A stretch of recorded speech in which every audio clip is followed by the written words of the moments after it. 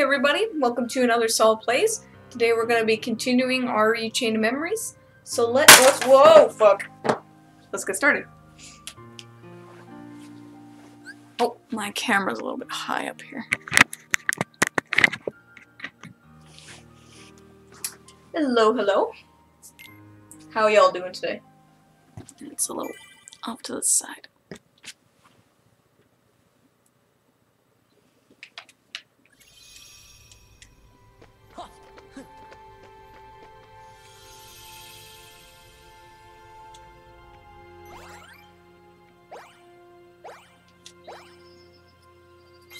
That's good.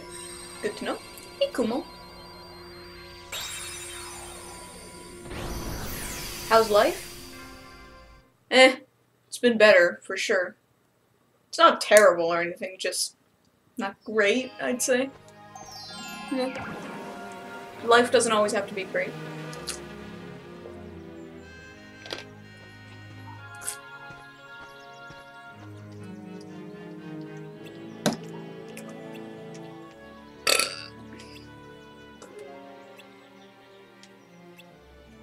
Uh-oh, he's looking for nobody. He's looking for Organization 13. It's 3 AM in the UK? Shit.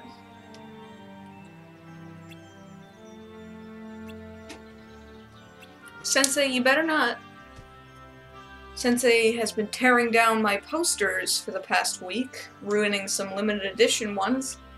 It's his new hobby.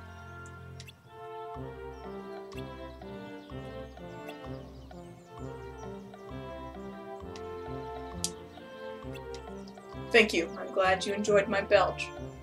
How come I didn't like Mortys Mind Blowers? I did like Mortys Mind Blowers. When did I say I didn't? It wasn't amazing or anything, but it was still an alright episode.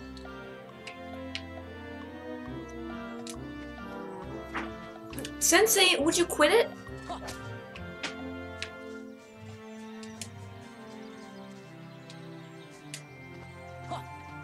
I'm alright. I've been better, but overall, I'm alright, I guess. There, you just have a nice little nap in the towels, and be happy, Sensei.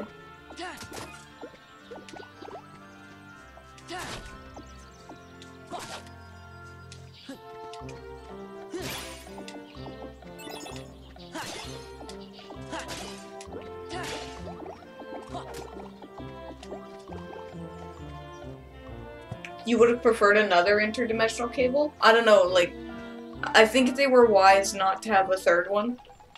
I don't know though, the Mortys Mind Blowers just weren't, it wasn't amazing or anything, but it was still entertaining.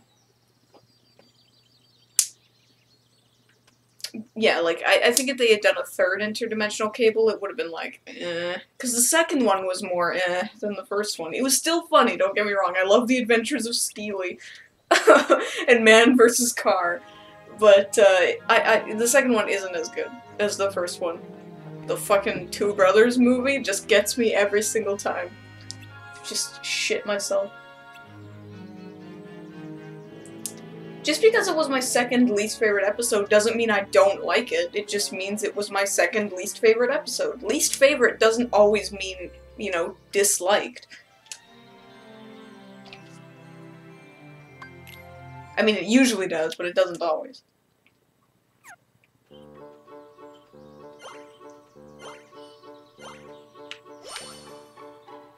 To the right. Right. Oh. Oh, shit. Here we go. I got it. I understand, game.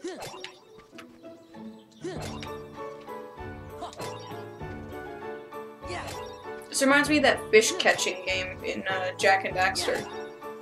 That annoying fucking fish catching game where you catch one poison fish and you lose the whole thing. Fucking Pooh Bear, idiot. Just, oh, I'm gonna walk around while you're sorting the vegetables like a fucking dumbass.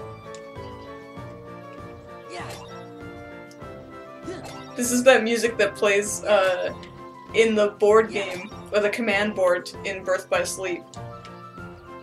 Where Pooh Bear is always such a— oh, wait, is it Tigger? Or is it Pooh Bear? So one of the AI in the Pooh Bear command board in Birth by Sleep is always such a fucking cunt. Like, just, they always screw you over, it's really annoying. Karost! Yeah. Oh fuck! It's Aunt Bertha! Shit.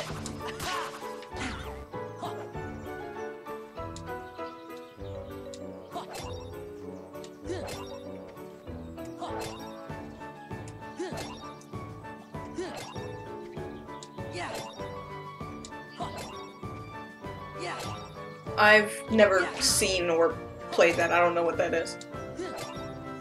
Fucking imbecile. That's like just walking out into the middle of the road when a car's coming. Idiot. This is the 100 Acre Woods equivalent of oncoming traffic, and he just walks into it. Like an idiot. Like, Pooh Bear, you're cute and all, but do you want to die?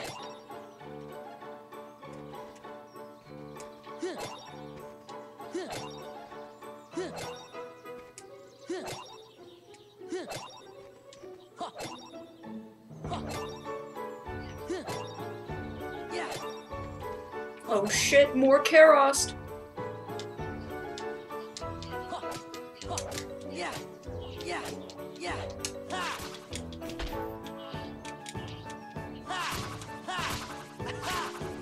What fun, what fun. Well, to be honest, I can stop at any time. I can't remember what the reward is, so whatever. I'll just keep going till I lose. This isn't that difficult, to be honest. Oh, yes.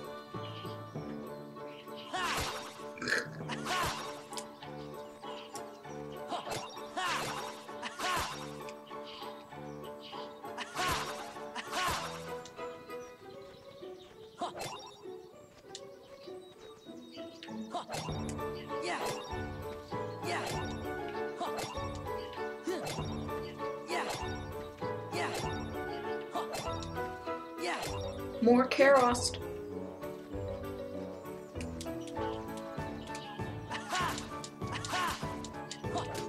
Oh shit!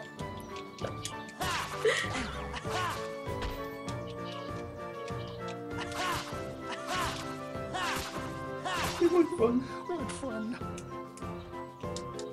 Whoops.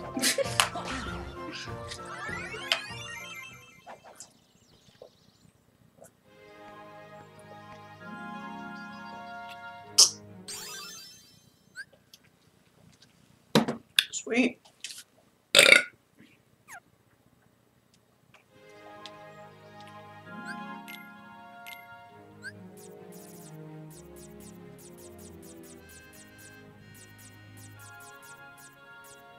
Nah, I'll wait till later. Come here, Pooh Bear, you fat fuck. Let's go.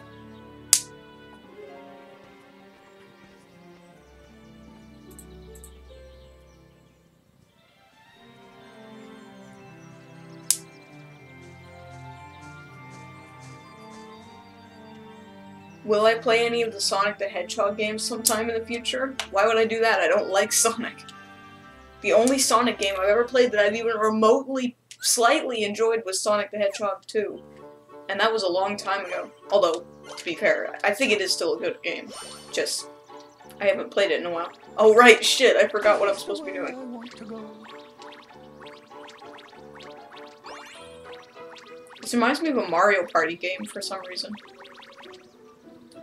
Breeze! Shit. Bees want my balloon! Fuck off, bees.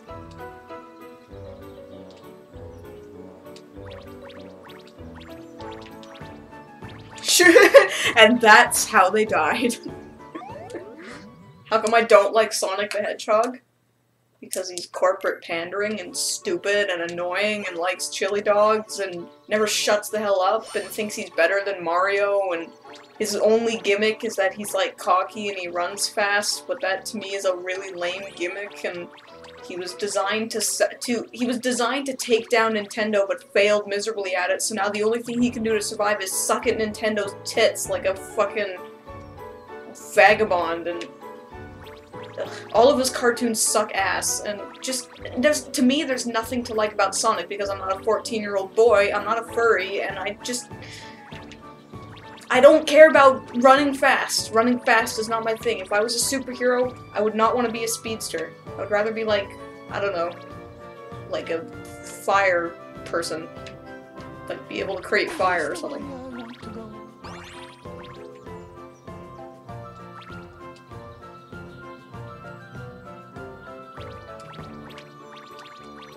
Most speedster characters are annoying to me. The only one who isn't annoying to me that I've found so far is Dash from The Incredibles and Wally West, aka the Flash, sorry, Kid Flash from Young Justice. Who he had his annoying moments for sure, but in general he was good. I liked him.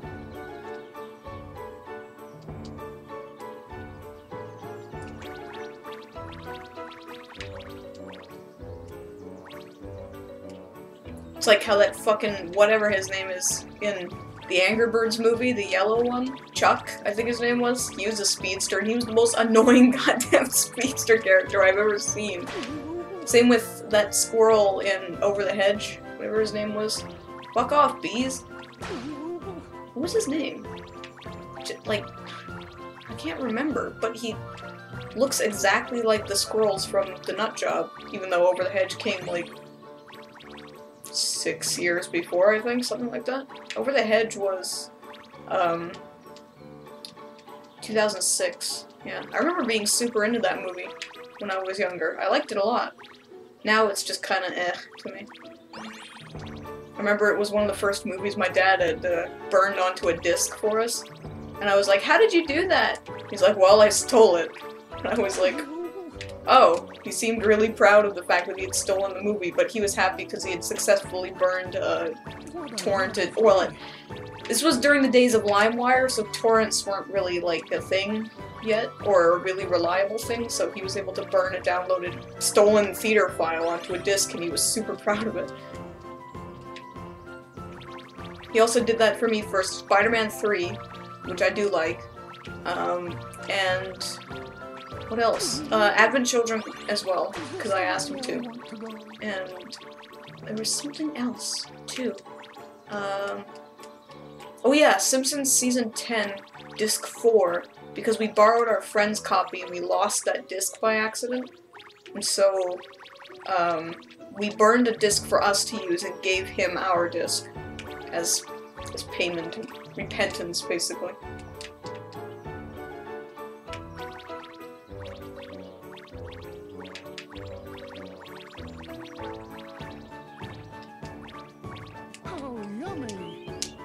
Have I ever seen Hoodwinked? Oh yes, like a long time ago. I remember hating it back then, and I'm sure I'd hate it a lot now. I know Hoodwinked 2 is supposed to be like just absolute garbage, but I can't remember. I don't know about the first movie, I just remember not liking it at all.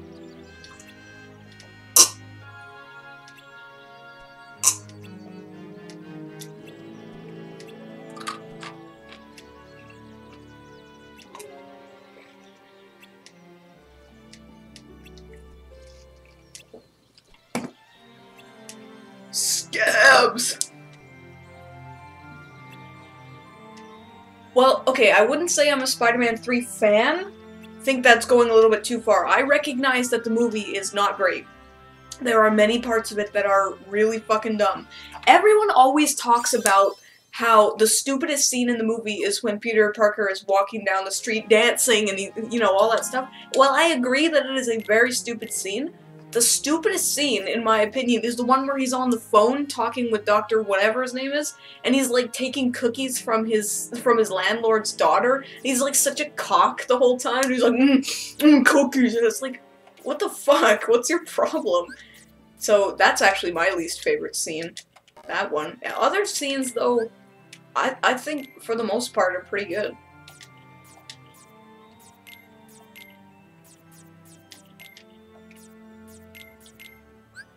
He's like the goddamn Cookie Monster in that scene. Fuck!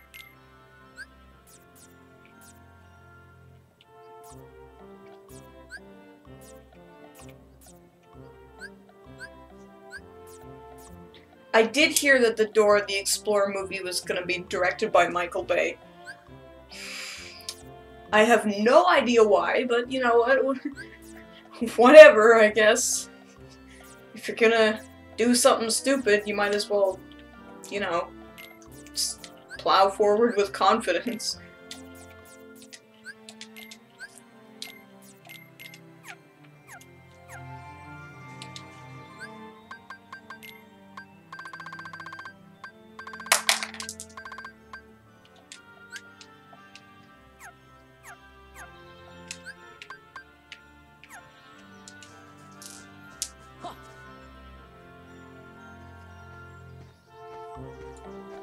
Yeah, you know what? Some of the scenes with the Sandman are great.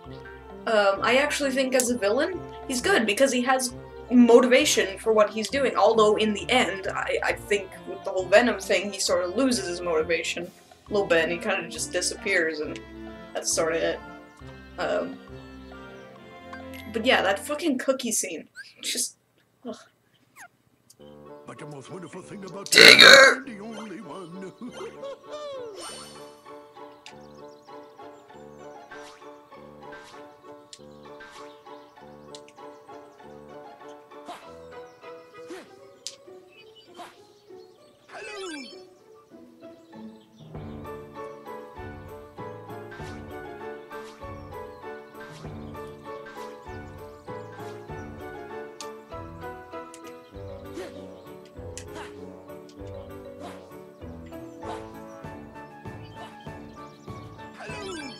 Can I belch the whole alphabet? No, I'd probably vomit if I did that. My belching style is more like burst style, where it's just one big ass belch and that's it. Like a Kamehameha of belches.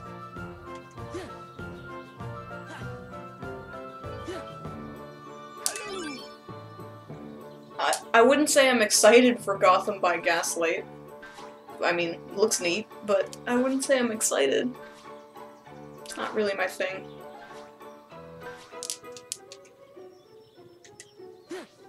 I did just watch the Lego Batman movie again last night, though, and I'm glad I did.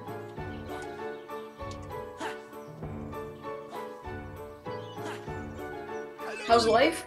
Meh. It's been better for sure, but it's not terrible or anything.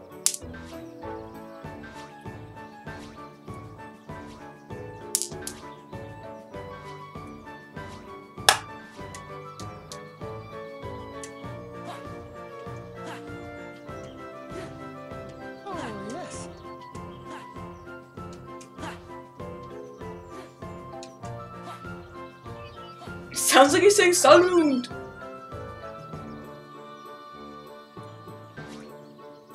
I don't know, I just think 3 villains in a movie is just too many in general, no matter how many people. No matter who does it, it's just too many. Like, 2 is good. 1 is great, but 2 is fine. Doesn't bother me that much.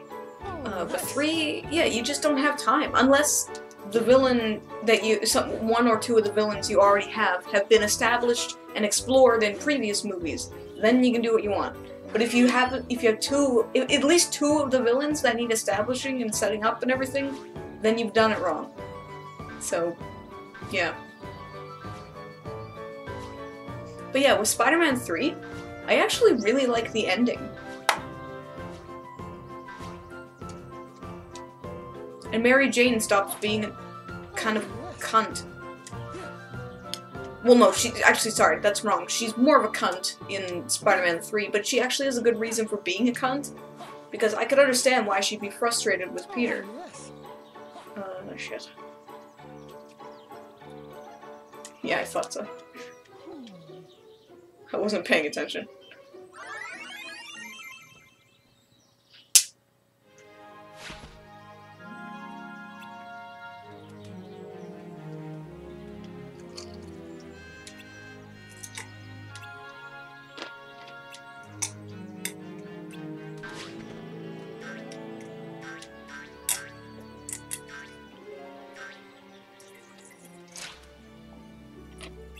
I still don't understand why Tigger can bounce when he's a tiger.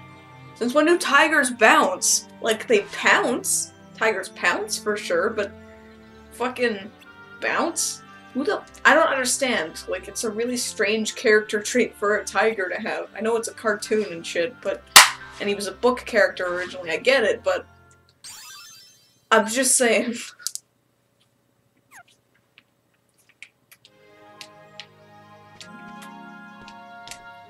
That's what I want to do. As a brave warrior, I want to idyllic romp my enemies to death.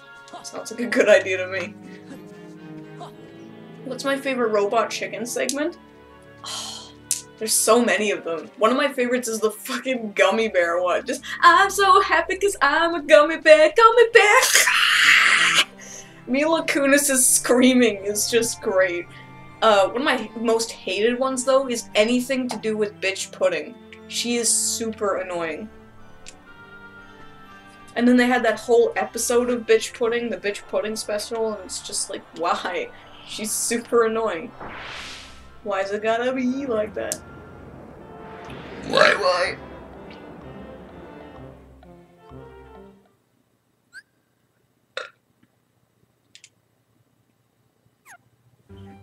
Well, this is it, Pooh. This is where we die.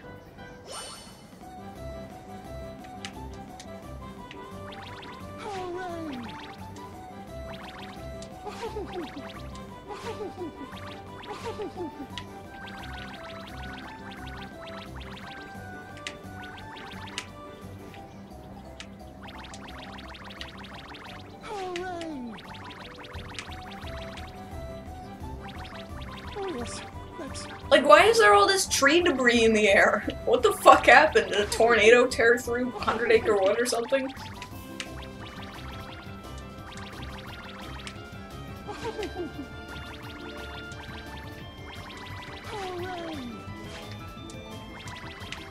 What a lot of honey.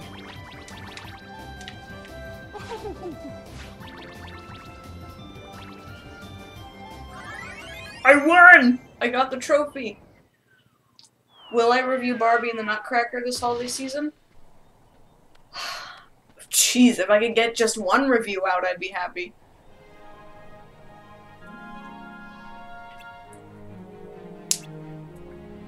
Why do I hate all the things you love? I assure you that it is not, you know, on purpose. It's probably just coincidence.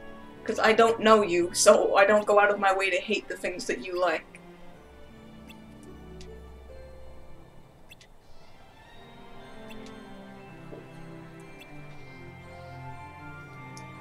Have I seen Anomalisa? Yeah, I did a review of it. I've seen it 3 times now. And I really, really, really like it.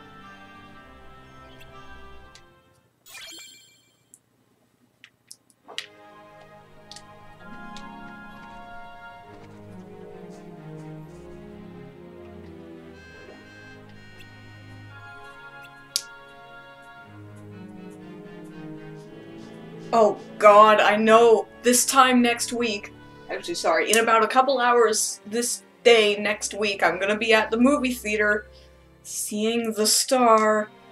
And you know, I don't think it's gonna be bad because it's religious. The bees frighten me. The trailers just make it look fucking god-awful. So just, I know it's gonna be terrible.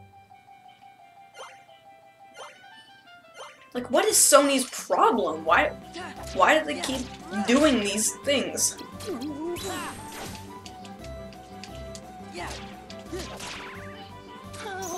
Win. Heal.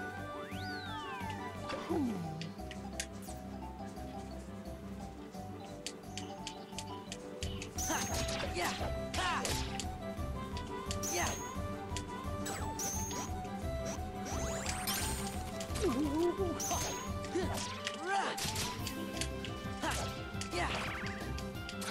If you had this many bees attacking you, you'd be dead. Win. Heal.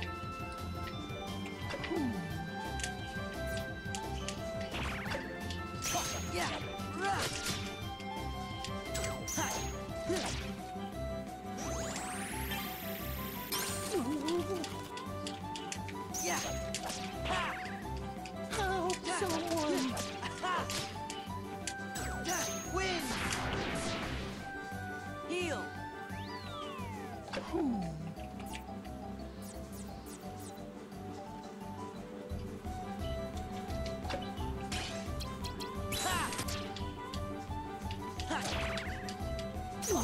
Yeah.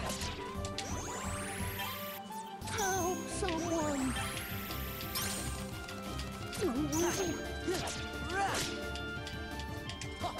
Yeah.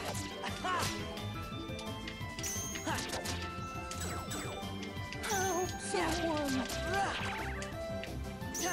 Yeah.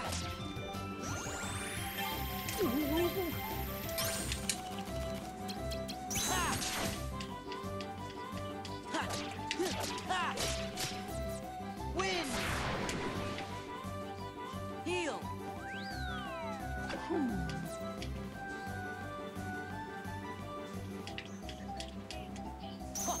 Heal.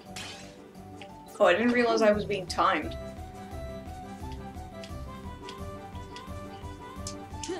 Yeah.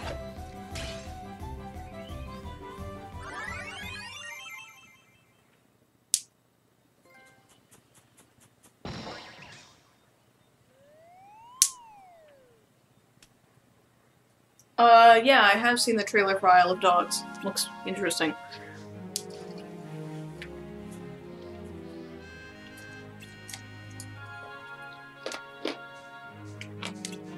Breeze!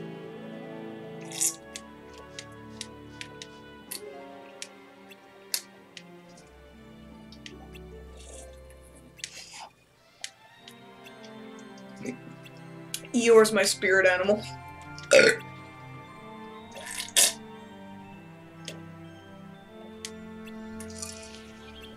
Sweet.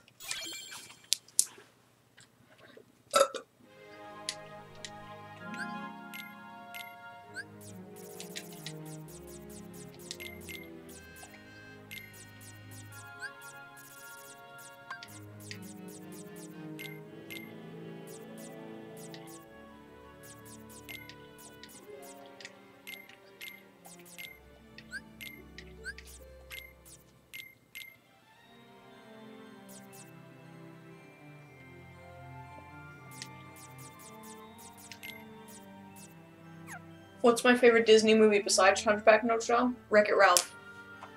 I fucking adore Wreck-It Ralph.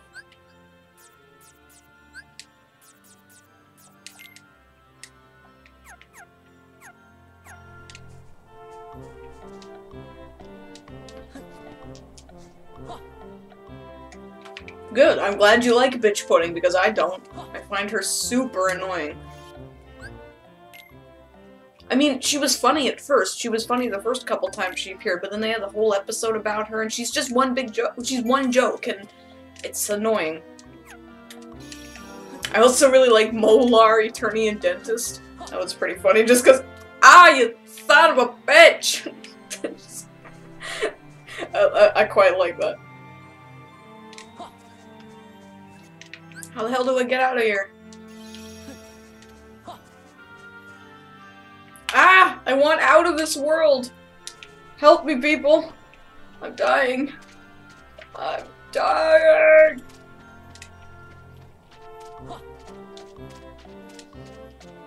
Why would I bother reviewing Food Fight, though? Everyone knows it's shite, and everyone has already done way better reviews of it than I ever could. Like, I Hate Everything's and JonTron's, and to a lesser extent, Nostalgia Critics, and just...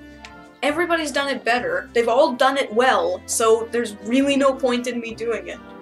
At all. And I'm not saying just because everyone knows it's bad doesn't mean I shouldn't review it. I mean, I've reviewed Where the Dead Go to Die, and everybody knows that movie is, like, just wretchedness incarnate. But I'm just saying, there's nothing I could add to the conversation at all, so why bother doing it?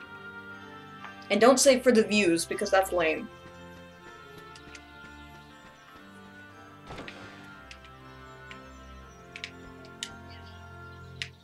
Yeah. Wanton destruction! Destroy everything!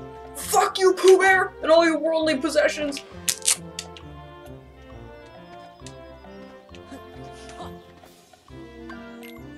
I've already reviewed the Emoji Movie, actually, because it was solid the movies. Oh, what? What the hell? How do I get out of that fucking world?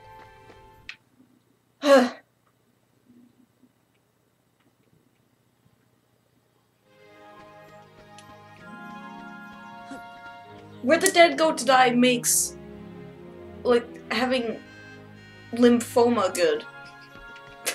Don't quote me on that, that's not literal, I'm just saying. Where the dead go to die is just... This is the worst thing my eyes have ever laid upon. Laid? Laid. Just, ugh. God. You know what the hardest part of watching it, though? Was having to watch it frame by frame to edit that video. That was horrible, like the whole video is feeling nauseous just editing it. So it's disgusting and horrible and I hate it so goddamn much.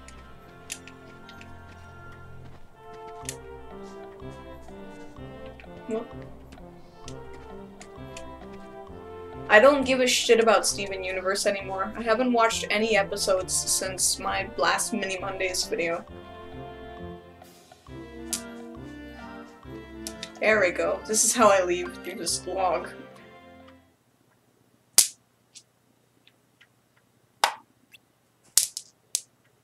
Yeah, and my perspective is the same as everyone else on Food Fight. Is that it's horrible, but it's funny bad. I've actually seen it twice. Once with my brothers, my brother and friends, and once by myself. And yeah, it was terrible. But there's nothing else I can say about it that hasn't already been said.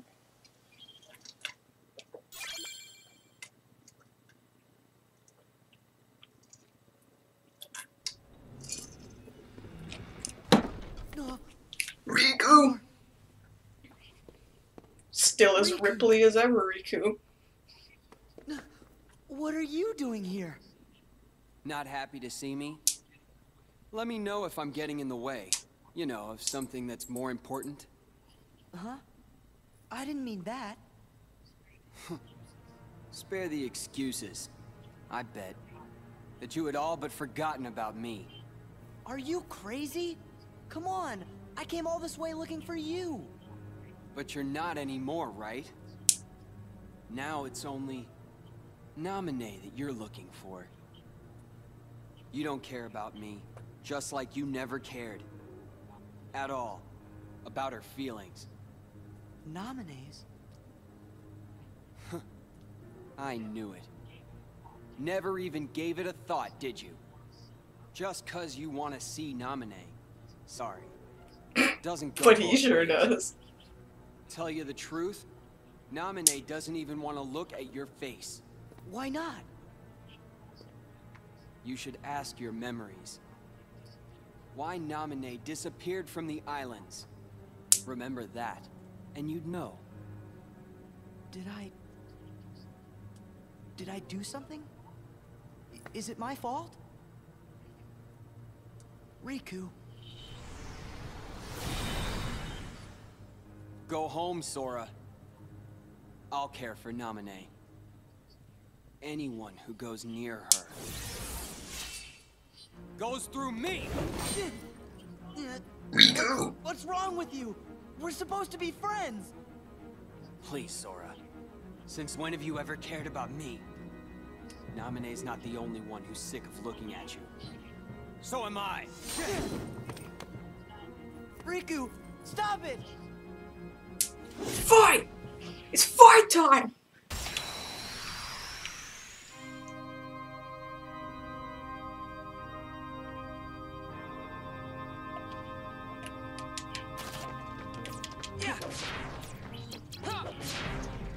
This is it!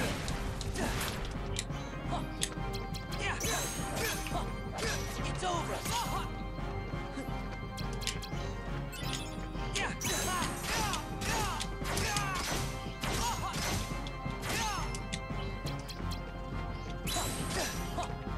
It's over!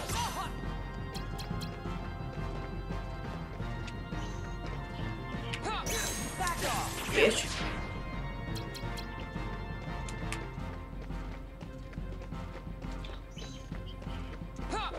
This is it! Take this!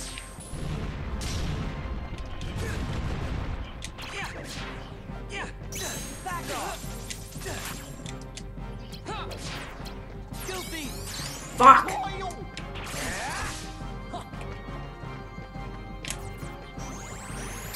Get ready!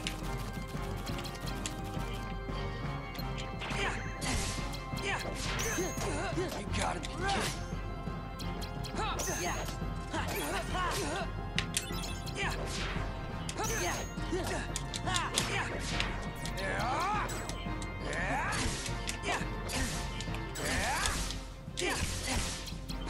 Heal. You and your 0 cards. Yeah. Yeah.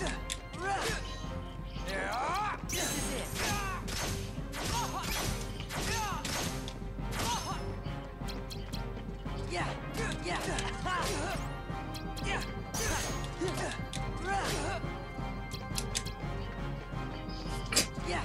Yeah. See, once you get the elixir in your pack, you're basically unstoppable. Because you just keep rotating through this, like, ridiculously powerful deck.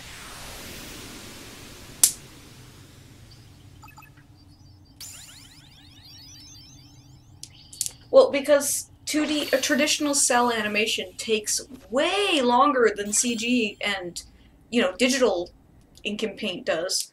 So, of course it makes sense not to go back to it. And also, people just, they don't really want to see it anymore. That's one of the big reasons why Road to El Dorado and Sinbad failed. It's because people were used to CG animation at this point. They wanted to see more of it because it was an emerging art form. Whereas 2D animation, 2D cell animation, had been done a lot, so people were sick of it. So it'll probably have a resurgence in the future, but for now, we gotta live with the overabundance of CG and digital ink and paint, because it's cheaper and faster to produce. Just makes sense for companies to invest in it. Because it still looks good, but, so it looks good and it's faster and easier to make. Where are you? So, makes sense.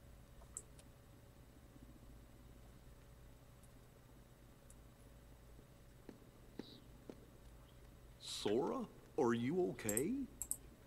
Don't worry about me. Riku.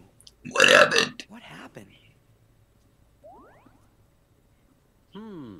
Sure was strange. Almost like Ansem was back, controlling Riku again. But we got rid of Ansem for good.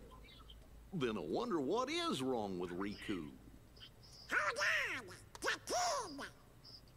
If he's with Riku, he might be a danger.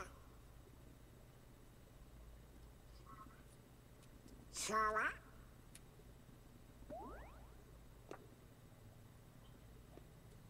I know. You're thinking Riku isn't your friend. But that's just not true. Ugh! God, that 2D face. You sure? Well, It's I like know a he said shovel some for a awful face. things to you back there. But you gotta remember, we are in Castle Oblivion. Why, folks lose their memory here a little bit at a time. Riku's probably just forgotten that the two of you were such close friends. That's all. Ugh. So he just forgot? My guess is that's so. But Sora, instead of being sad, we have to figure out a way to help Riku get his memory back. If we all work together, why, we're sure to get you through this. No need to mope. Jiminy's right. You shouldn't push your friends away. Yeah. Okay.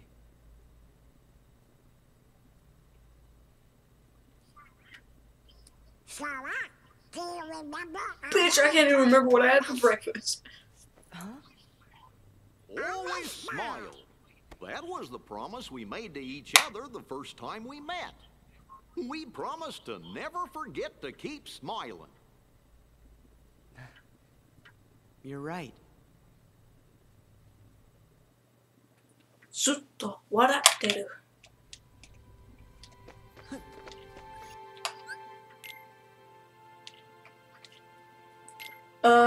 Do I like this MCU? I don't give two fucks about the MCU. I don't like superhero movies. Not that I think it's bad, I just don't care at all. It's just not my cup of tea. I find them all very samey and bland, and like, I like superheroes, but I don't like superhero movies, just because either you go with the Fox side and they're all garbage, you go, well, for the most part, you go with the DC side, it's too dark, and you go with the we go with the Marvel side, and it's too samey, too bland, and I just don't like any of them. The only superhero movies I really liked were the first 3 Spider-Man movies, and, I guess the Lego Batman movie kind of counts, and, that's kind of it. Like, I can't really think of any other ones that I like.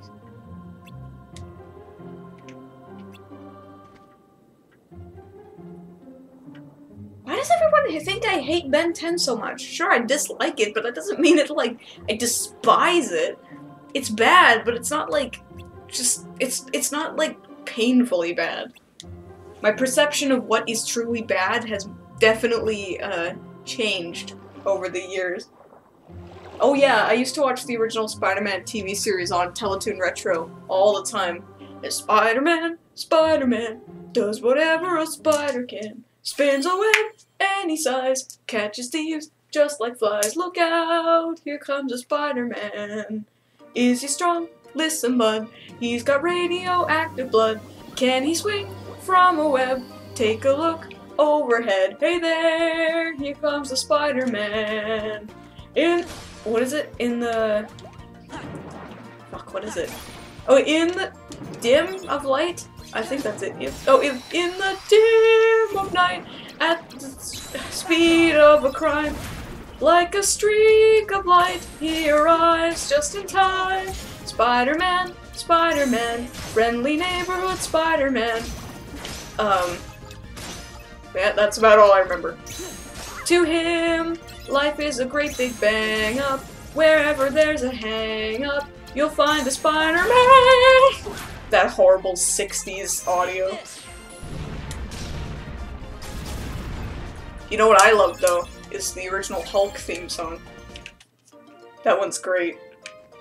Just Doc, Bruce Banner, pelted by gamma rays, turned into the Hulk. Ain't he unglamorous? Wrecking the towns with the power of a bull.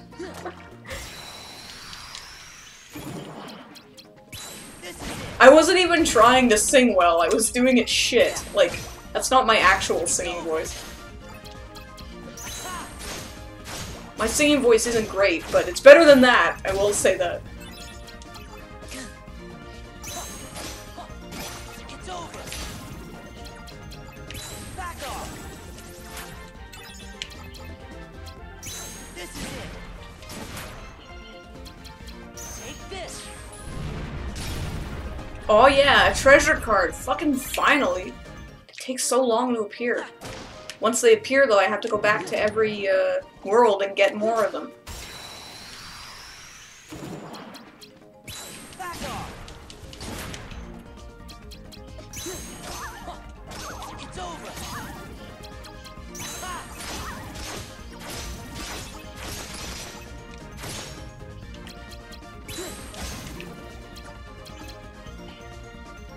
This is it. Back off. I don't drink coffee. Unfortunately, I do actually like coffee, but it gives me panic attacks if I stop drinking it. Like, for some reason, I don't know why, but it just, like, 2 or 3 days after I stopped having coffee, I just had this huge panic attack. Which is strange, because you would think withdrawal symptoms would only happen after not having it, like, for... if I had had it a whole bunch. But no, I could just have 1 cup of coffee and then not have another one for a couple days, and all of a sudden it's like... So, I can't drink coffee. Luckily, I don't need it. Whoa, whoa, whoa! Fuck.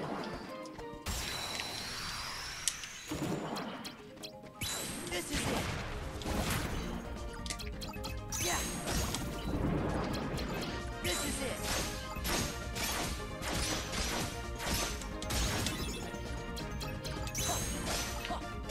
It's over. Back off. This is it.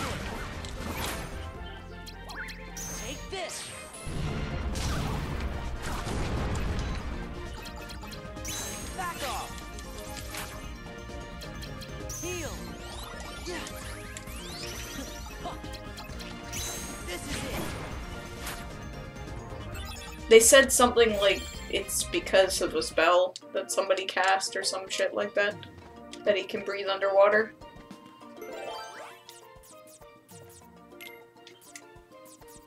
What about tea? Nah, I don't really like tea either.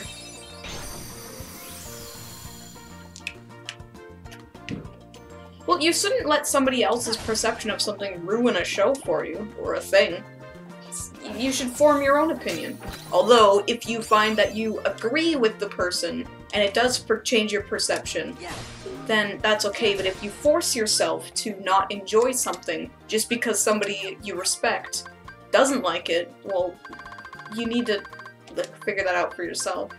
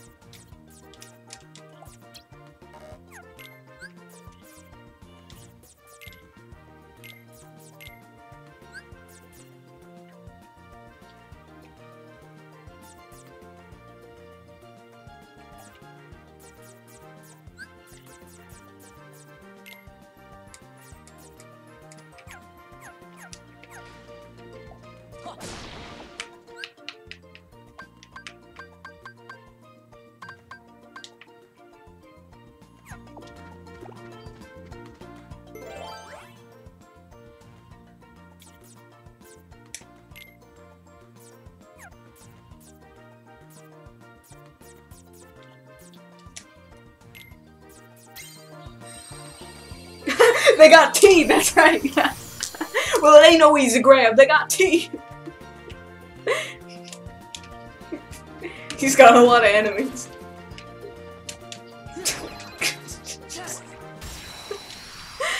That is a great review. Take this. They got H. Back off. Yeah. It's over. This is it.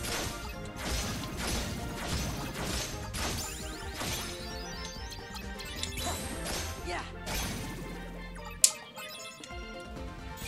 Looking forward to BoJack Season 5. Bet your ass I am. I mean, I'm not losing sleep over it or anything, but come on, it's BoJack. Of course I'm looking forward to it. BoJack is the fucking man!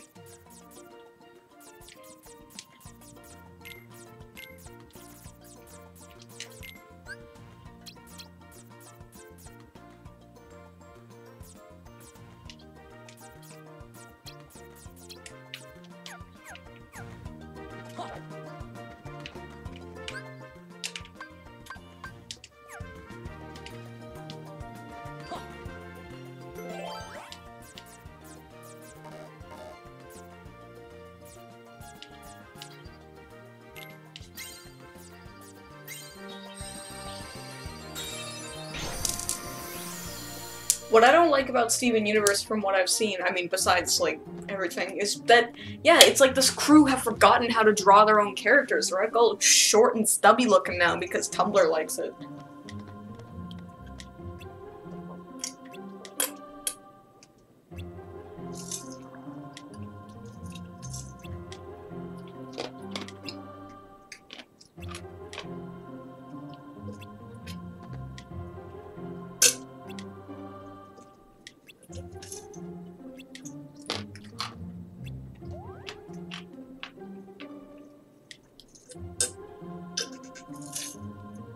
Well, BoJack and Rick and Morty can't do a crossover because Rick and Morty is an Adult Swim property, and BoJack Horseman is a Netflix property, so it's not ever going to happen.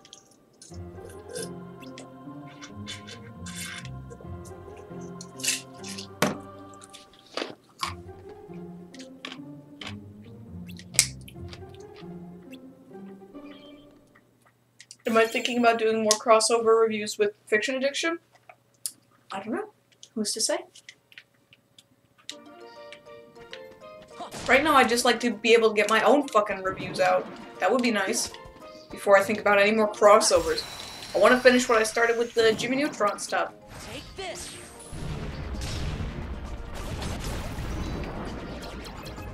This is it. It's over. Ha! Yeah. It's over. Back off. Back off.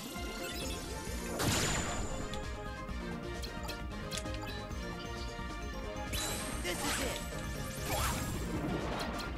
Heal. Yeah. Take this.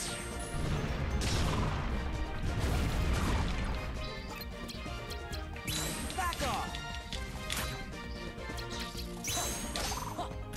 It's over.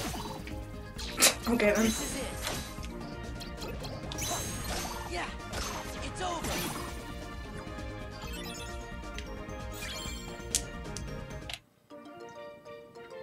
Why has Disney not promoted this series since Kingdom Hearts 2? Of course they promoted it. I remember when Dream Drop Distance was coming out, that fucking horrendous goddamn trailer that haunted my dreams. So I was still working at a video game store at that point, and just, you again! What are you talking about? Like I'm still friends with my, my boss from when I worked there. He and I are still chums, I guess. And sometimes when we're talking, I'll just say, what are you talking about? Because he knows he had to live through the same horrible goddamn trailer every single time, every single day, like 80 times a day we'd have to hear that because the trailer kept looping. It was awful. I mean, it's a funny memory now, but yeah. Take this.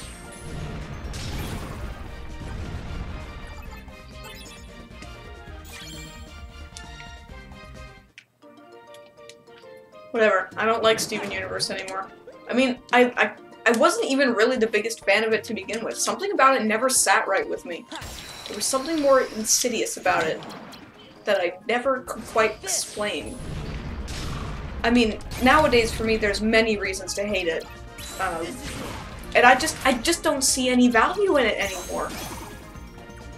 And I have too much stuff to do to actually sit down and make my own legit opinion about it. Because from what I've seen, it was never really my thing to begin with, and now it's even less my thing. Because I'm not like a screaming Tumblrista who enjoys this kind of stuff. I don't enjoy the shipping, I don't like the characters that much anymore, I don't like the art style anymore, I don't like the way the story progressed, I just didn't like it. And it's okay not to like it. You don't have to like everything that everyone else does. That's why life is great. You can choose what you like and what you don't like. Back off. Heal. There. Take this. I haven't seen every single regular show episode, so I don't remember any ones that are, like, particularly terrible. I think the one where Muscle Man is, like, wiggling his pecs to impress his girlfriend was pretty stupid, but at the same time it's kind of, like, regular show stupid, so it's still entertaining.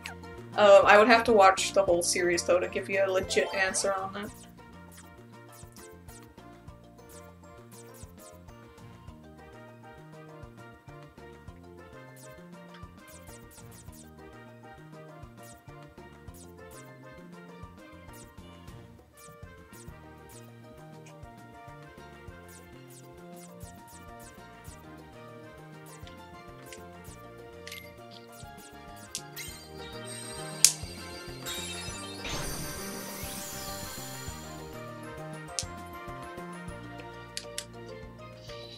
This is the narcolepsy room.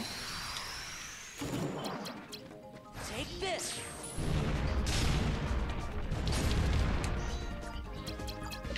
This is it.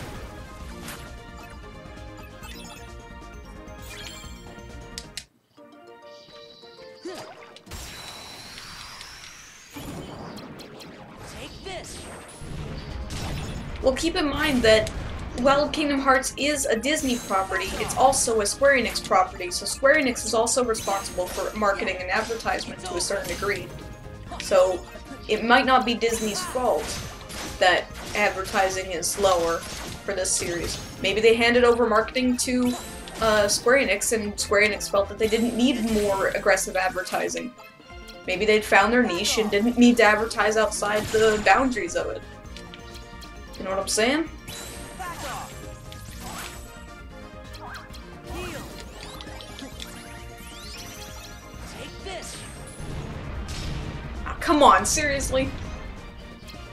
This is it. Yeah, it's over.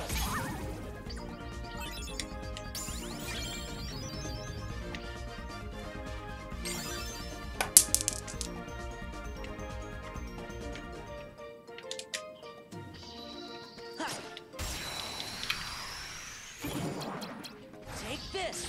I'm glad. You know, that Wander Over Yonder review is hideously out of date now. But you know what, if you liked it, then that's fine with me. Still have people posting in the comments, have you seen Season 2? Season 2 is better. And it's like, I fucking know that! And they said, so many people had commented saying, Wander knows what he's doing, he's not an idiot. He's just, he understands that people hate him, and it's like, I know that! It was made very clear in the second season. In the first season, though, it wasn't as clear. So at the time, I didn't see it that way. I just saw it as him being clueless. And it was kind of annoying. But now that I know that I had seen the second season, I get it! He was not stupid! He knew exactly what he was doing.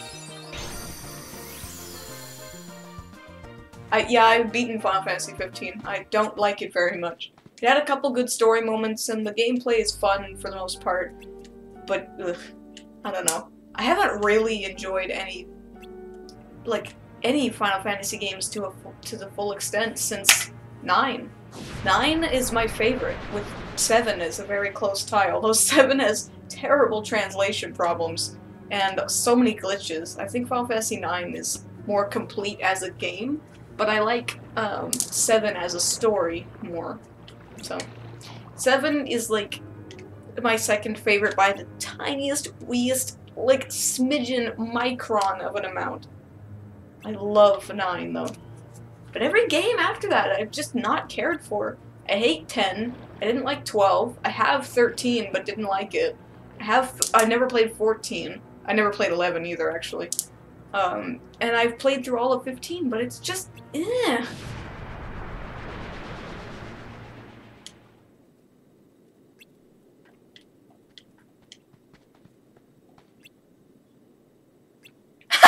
Ursula looks like Mitt Romney. Mitt Romney looks like the default template for an adult human white male.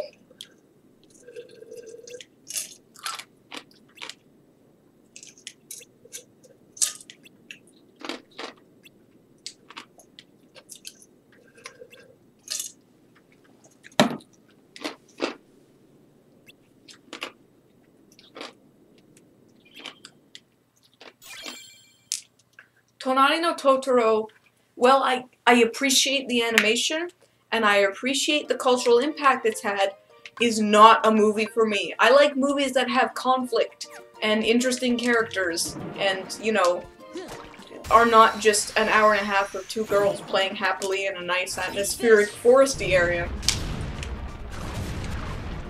There's a lot to like about Tonari no Totoro, I'm not gonna lie, it's just not a movie for me, at all.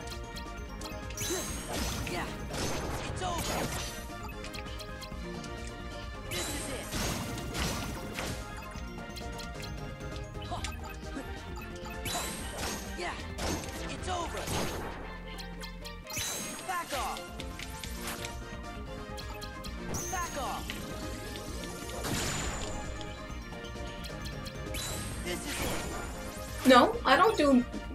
I wouldn't say the most I do is American cartoons. I try to do ones from all places. I would say I've been slacking a little bit on the UK cartoons, for sure.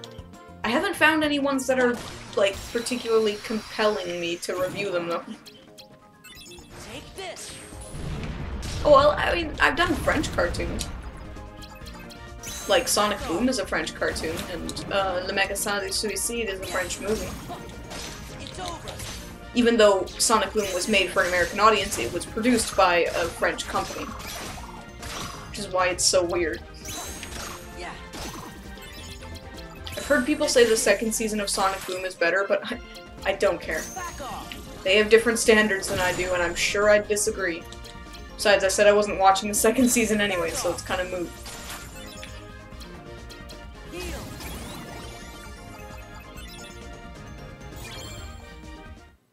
Do I think animated movies should always have villains? Well, there needs to be somebody driving the conflict. It doesn't have to be like evil mustache-twirling villain or anything like that. It could just be someone who drives the conflict. It doesn't have to be a bad guy.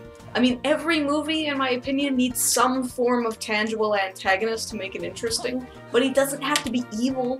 He doesn't have to be, you know, the supreme overlord of evilness or anything like that. He could just be the guy who is against the protagonist. That's basically what an antagonist is. They don't have to be a bad person. It's like how an anti-hero could be the good guy, but he's a bad guy. Like, you know, they have bad principles or something.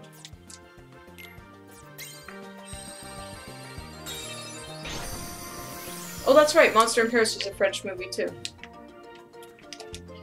But yeah, I haven't really done any UK cartoons. Take this.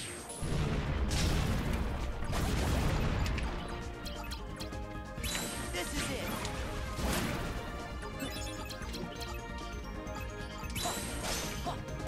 It's over. Ha!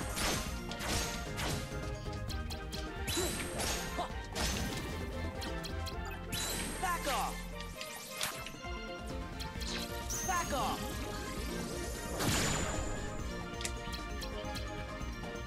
This is it.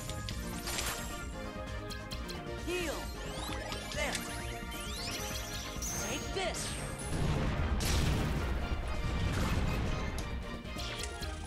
Back off.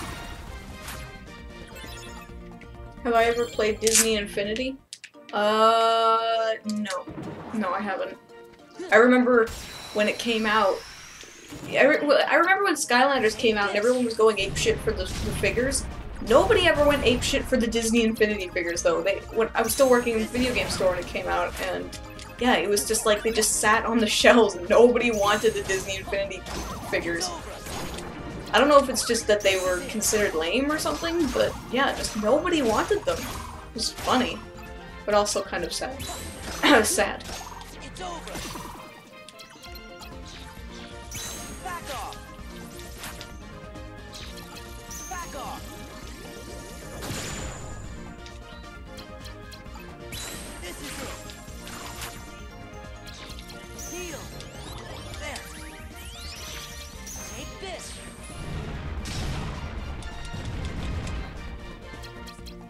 Back off.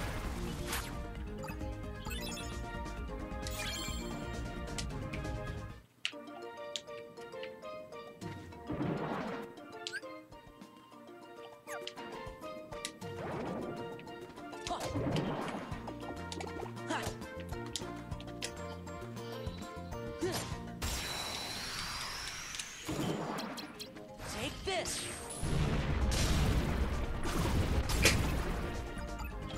Barely even had to move an inch.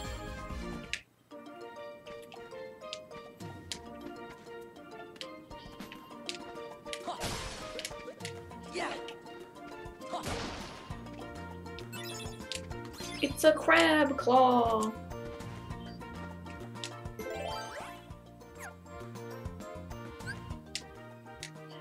Fuck you. Yeah.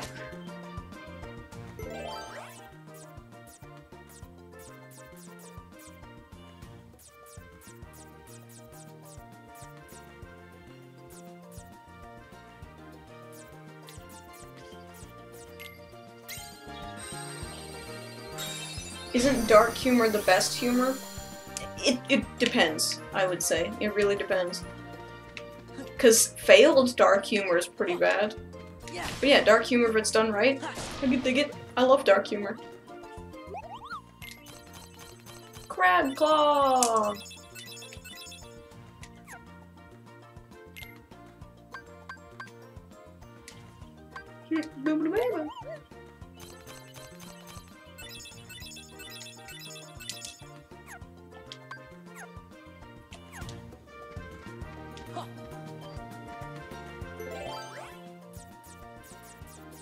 Ugh, I hate to waste blue cards.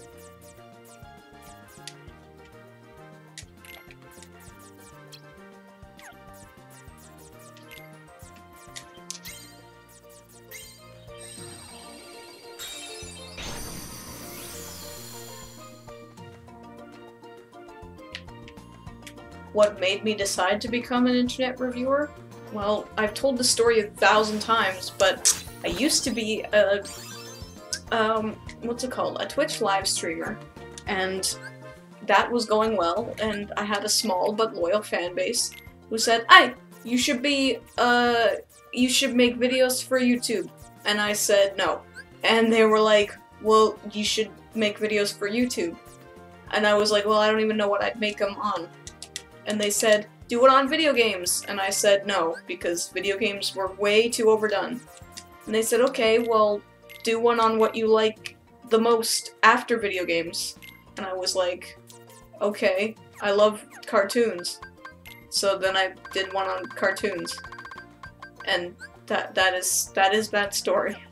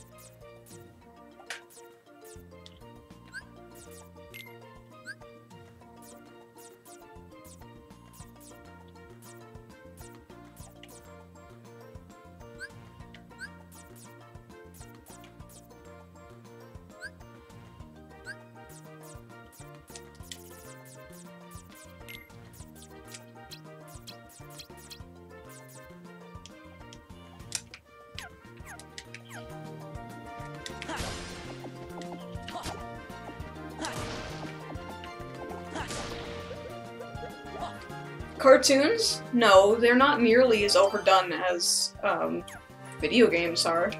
I mean, yeah, there's a fair few cartoon reviewers, but the community isn't nearly as huge as the video game reviewer community. I mean, come on. What's the most boring animated movie I've ever sat through? Oh, man. Barbie and the Nutcracker, or sorry, Barbie and a Christmas Carol had to be one of them because I fell asleep the first time I was trying to review it, or like watch it for review. Like I just couldn't stay awake, it was that boring. Yeah, that's probably one of the most boring.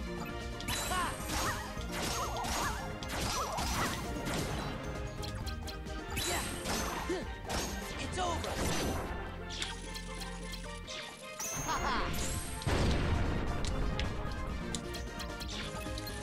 Back off. This is it. Heal. Take this.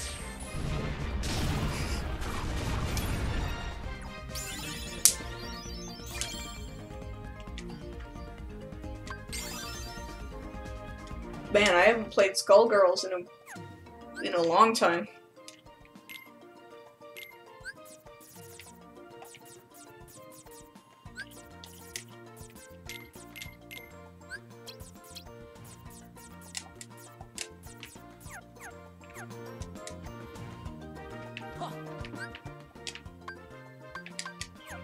Damn it! Take this.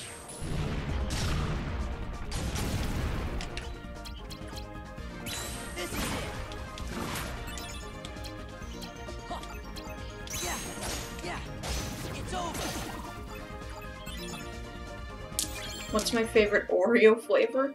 Just regular Oreo.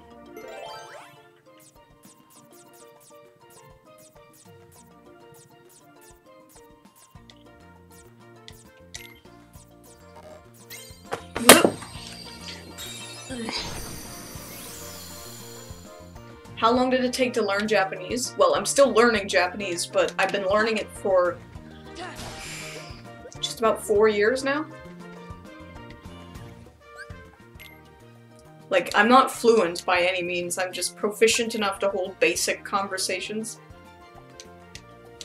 So, yeah. I could say there's still a lot to learn. I mean, I can't read Japanese. I know some hiragana, some katakana, and a couple kanji. That's about it. I know like 4 kanji, and there's like over 30,000 of them, so yeah.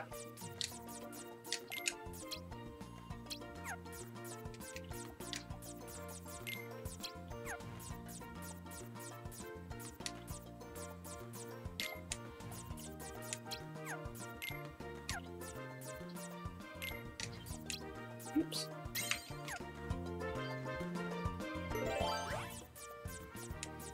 I saved, right? Yeah, I did.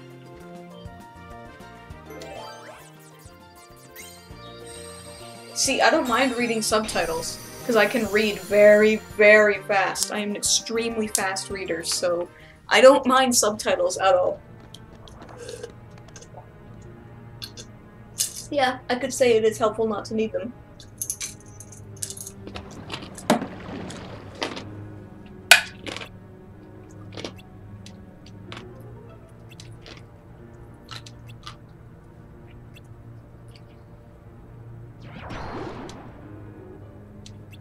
I get it.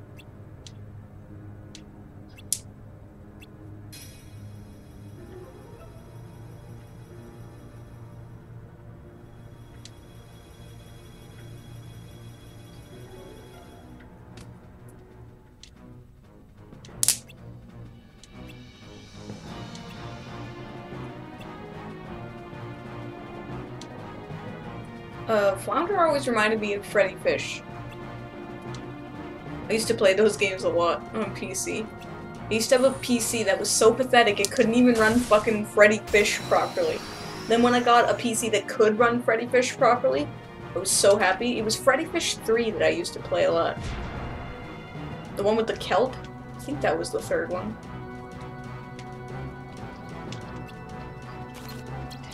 Get ready for this. Take this. This won't be pretty. Back off.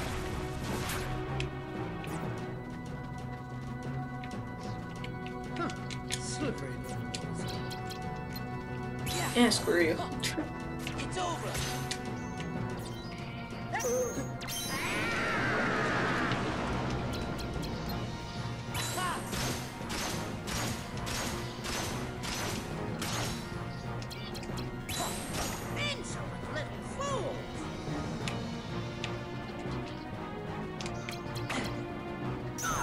Come on, seriously? Back off. Get ready. This is it.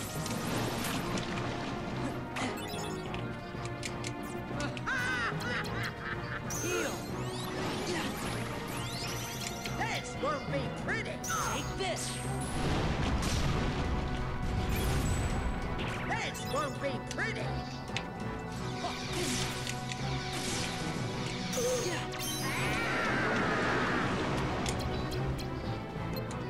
Back off. Yeah, it's over. Insolent little fools. Ariel. Get ready. This is it.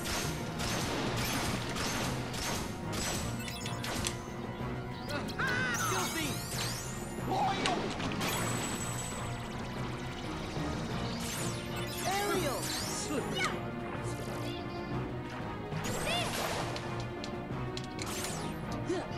Get ready for this! Arnold!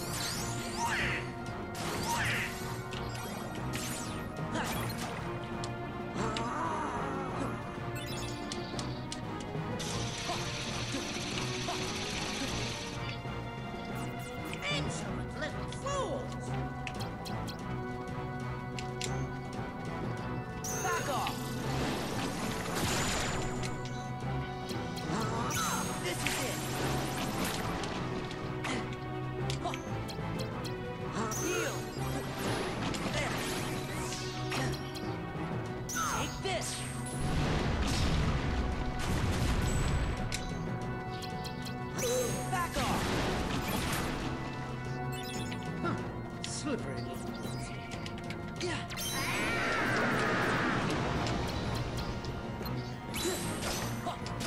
It's over. Ha! Insolent little fools.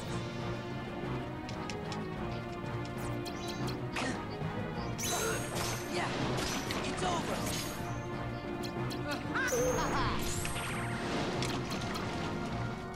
Back off. This is it. Donald. Slippery. Heal.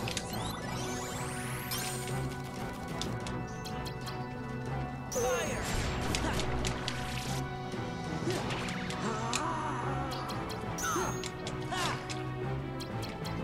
Well, screw you too. Insolent little fools.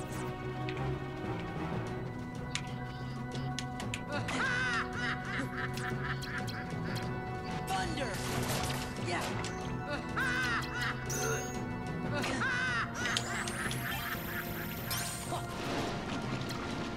Heal. Force.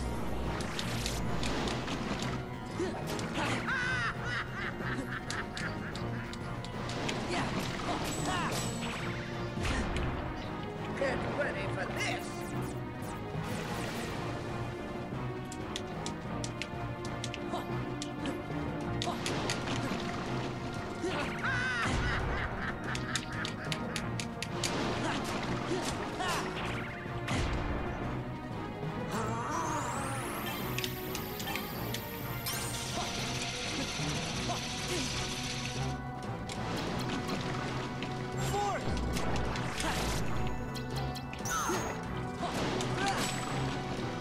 Yeah.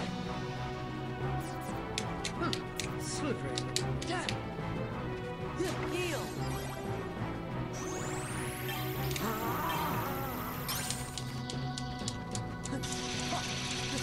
Fuck, I'm gonna die. Insolent little fools.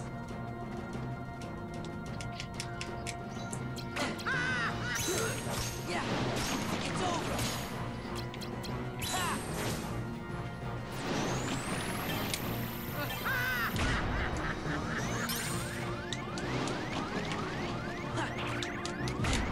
Shit. Damn. Okay, I gotta take Quake off my deck.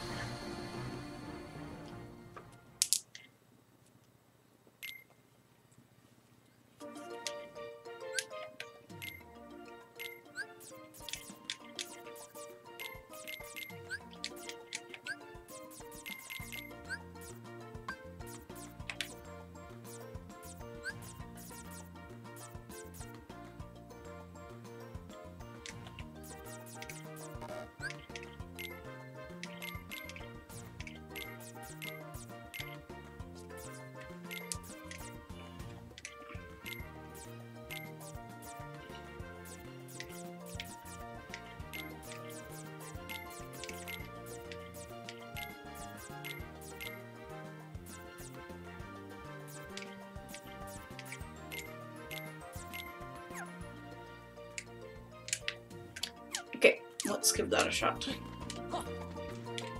The problem was that I ran out of cards at the end, so yeah.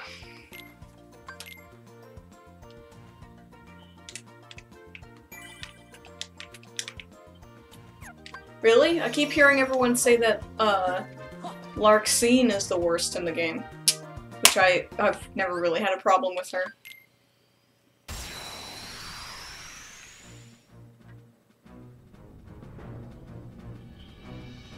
Well, I've already done a live stream of South Park: The Stick of Truth, and I've already beaten Fractured Butthole,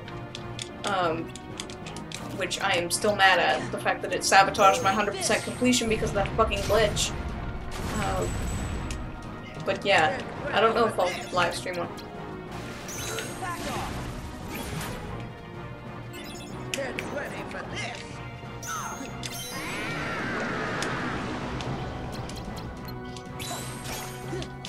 It's over.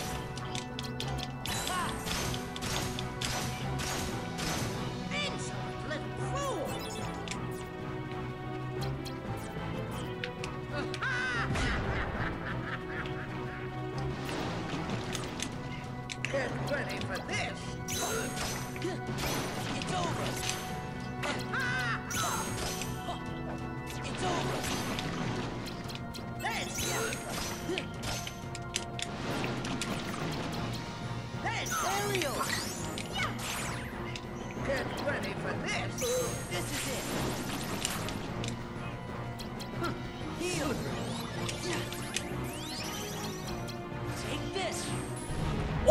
shit! Right in her face!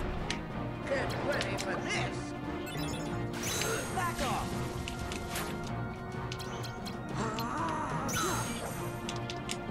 Insolent little fools!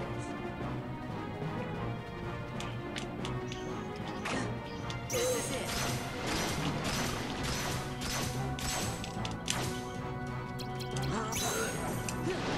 It's over. Yeah. It's over. This is it. Heal. There. Take this. Holy fuck.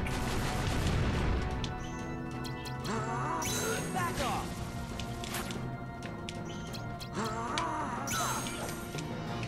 Insolent little fools!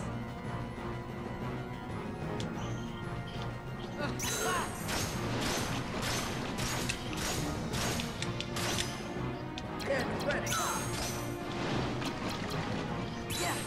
Yeah. It's over. Yeah. This is it. Goofy. Well, of course it won't hit her. Duh. Heal.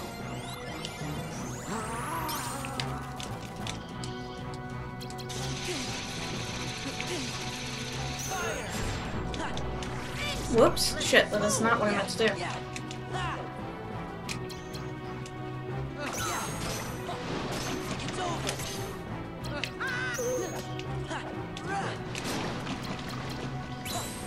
Yeah. It's over. Get ready for this!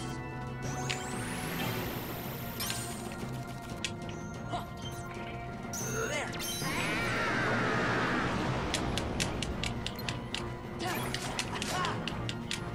Come on, come on, come on, come on. Yeah, there we go.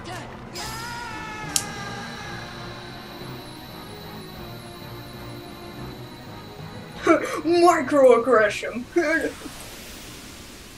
Once again, fractured butthole. There's something empty about it. I don't know, like, it's kind of hard to explain.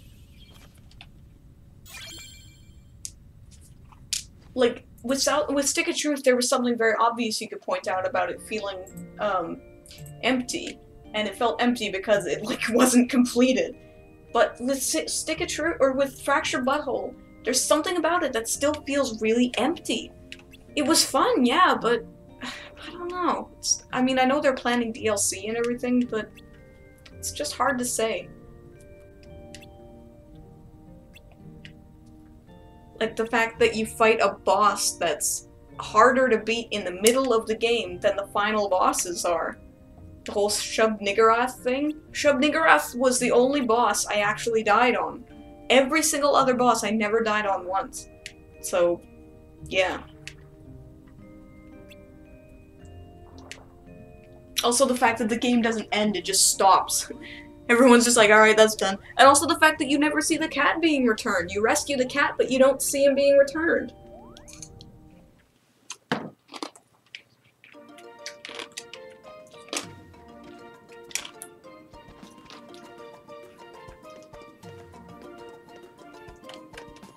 There's a perfectly good reason why Kenny keeps dying. You just have to watch 14 seasons of the show to get an answer. And I like the answer.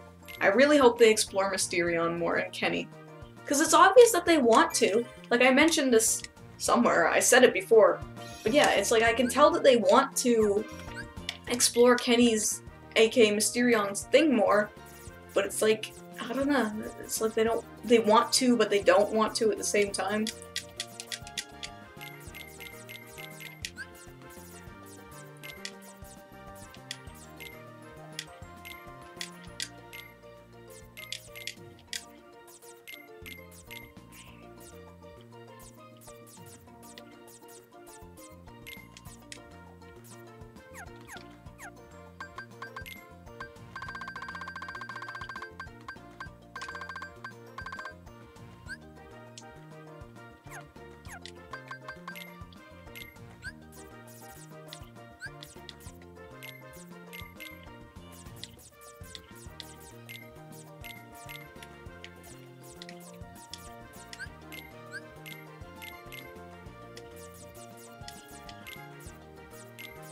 Oops.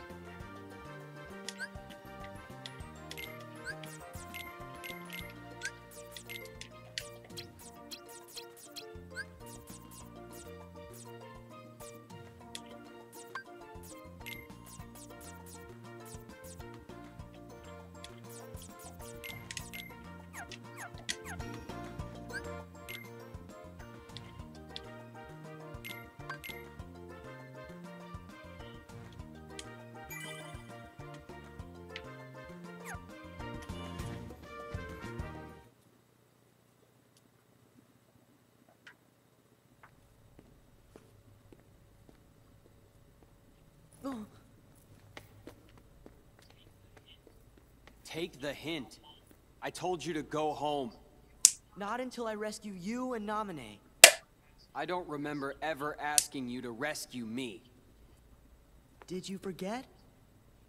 Kyrie's there, waiting for us both to come home. You're the one who forgot. I told you at Kingdom Hearts when we closed the door. Take care of Kyrie. Give it up. I'm not going back to the islands. For anything. It's not just for Kyrie. What about the rest? You can have those losers. They're from Final Already Fantasy forgot X. 'em. Oh, and also That's Selfie. enough.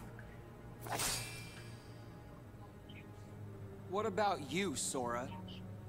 Do you actually remember what they all look like? Of course I remember.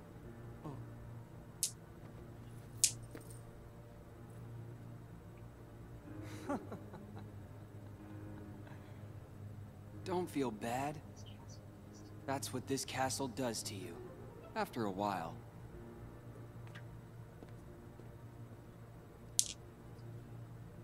It's good.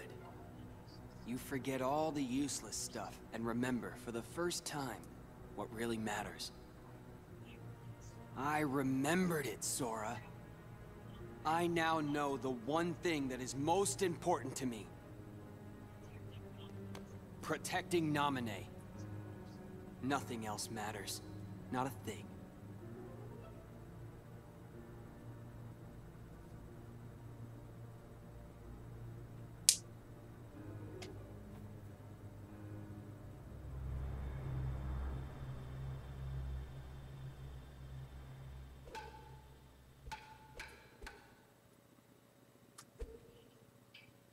Hey, Riku. I think I'll jog your memory. Go ahead and try. Another boss fight.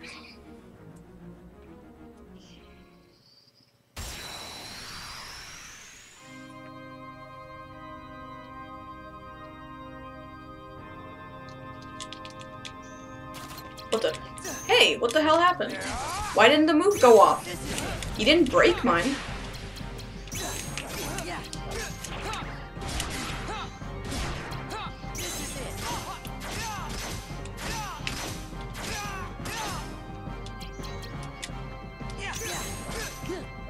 It's over. Courage.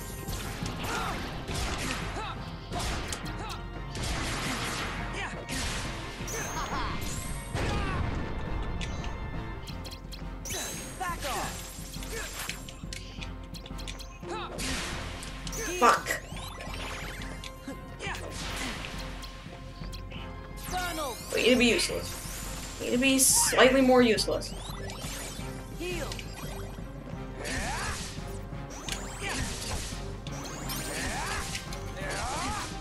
Fire. Yeah. Get ready. You got it. It's over.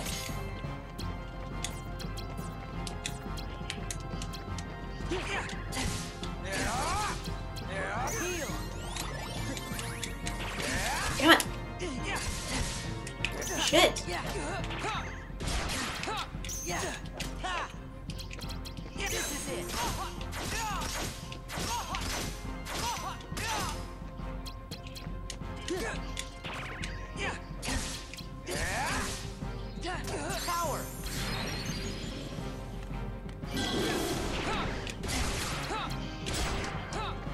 Shit.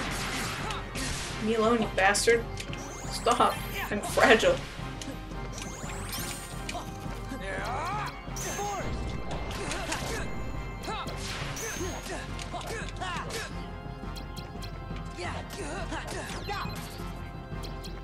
Courage! Did Simba just beat Riku?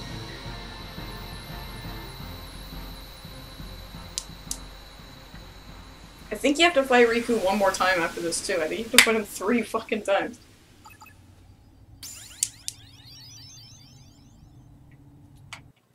Yeah, baby, yeah.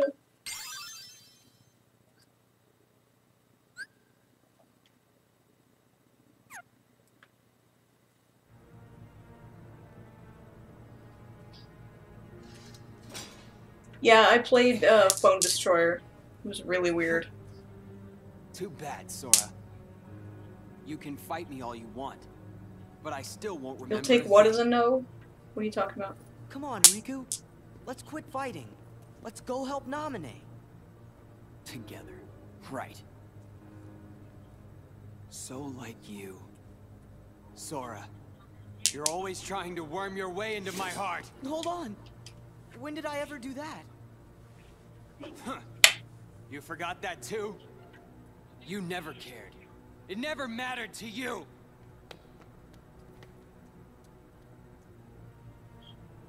You won't push me I away. love you too much for that.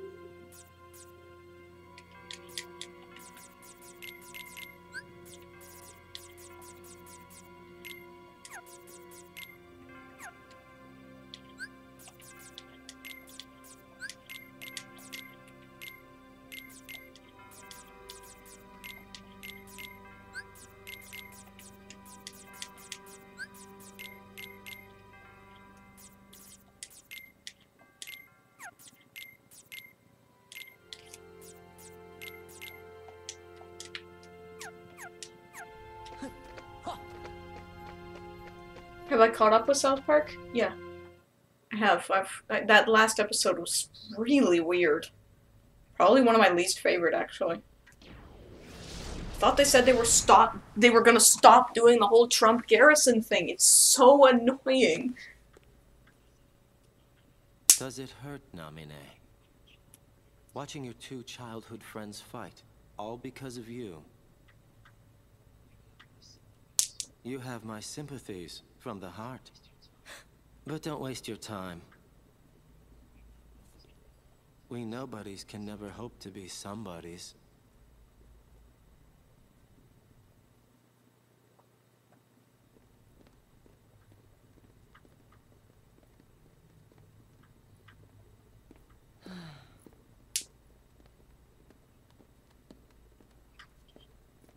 I don't get it. Riku and I, we both want the same thing. Both of us want to help Naminé out. How come we're fighting each other? I mean, Riku and I have argued about stuff in the past, but... Could be because you care what happens to each other. I really thought so too. But maybe Riku doesn't. You can't give up your friends. Time together. Sora, Riku, and what was her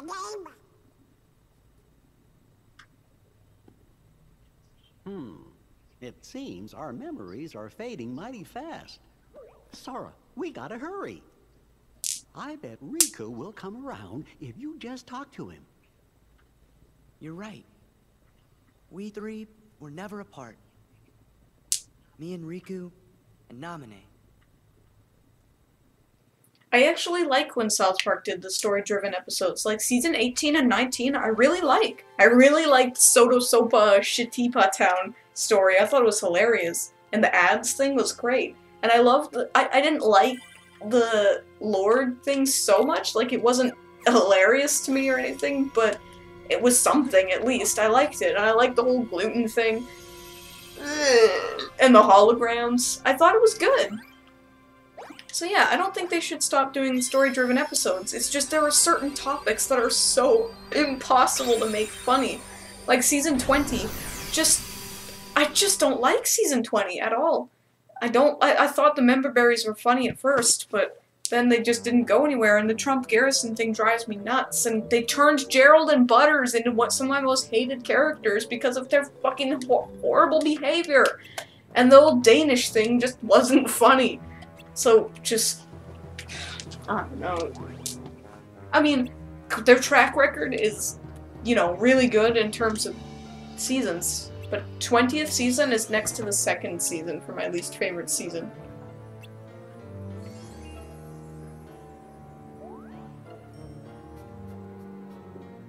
Well, you have to remember that that's not Riku, so he's slightly less emo than that.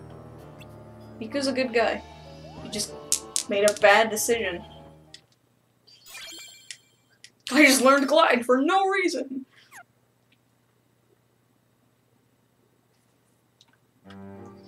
Sausage Party was alright. It was kinda dumb, but it was alright.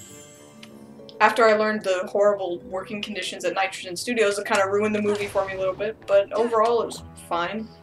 Guess it wasn't terrible. The ending was pretty dumb though, with the 10-minute orgy. Take this.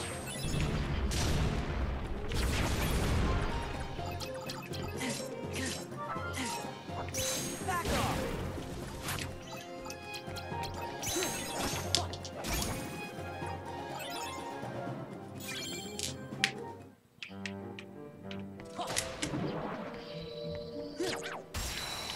Well, the Imagination Land and Kun and Friends are story arcs, they're not seasons. So that doesn't count. Because Kun and Friends is season 14. Imagination Land is season 11. 11?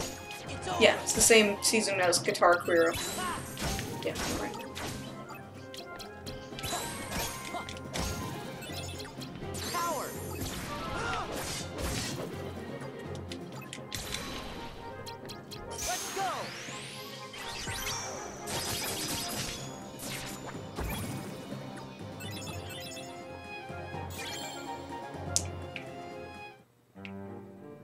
Imagination Land was never intended to be a full season. It was just a story arc. Yeah.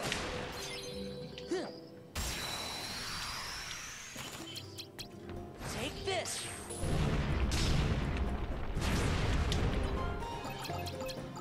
Back off.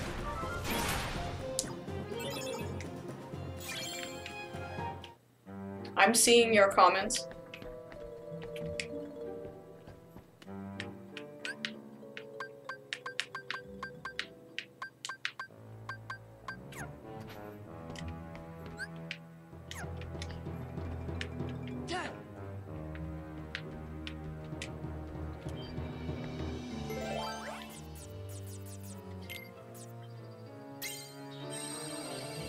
I like Riku quite a bit, actually.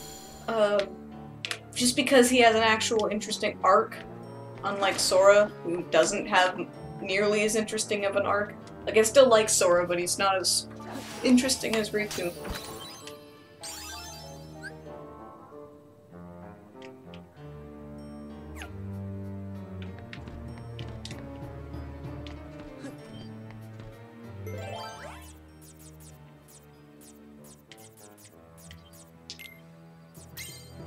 I'm not hyped for Kingdom Hearts 3 anymore. I was like 3 years ago when they announced it and had the trailer. I was like, oh, fuck yeah!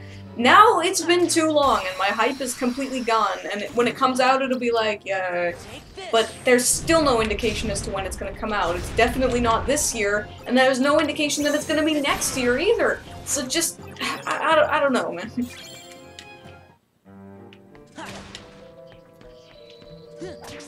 Yeah, I've played every Kingdom Hearts game. Take this. Even Unchained, which I really don't like. Back off. The UI is so much of a clusterfuck in that game that it drives me nuts. It's over. This is it.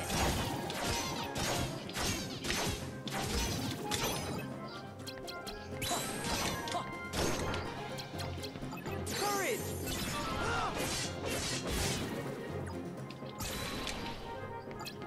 Let's go.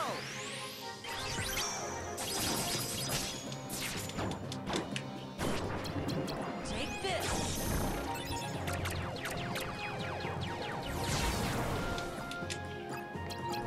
Heal. Take this. And that is why I am the fucking best.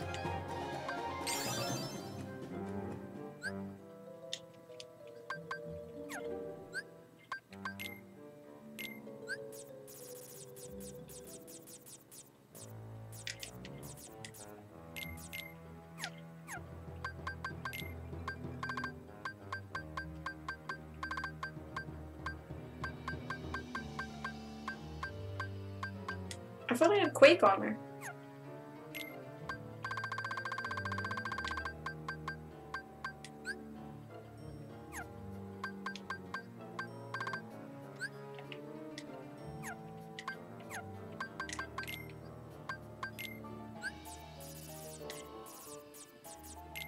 Guess I took it off. Oh right, because I don't have another gravity card.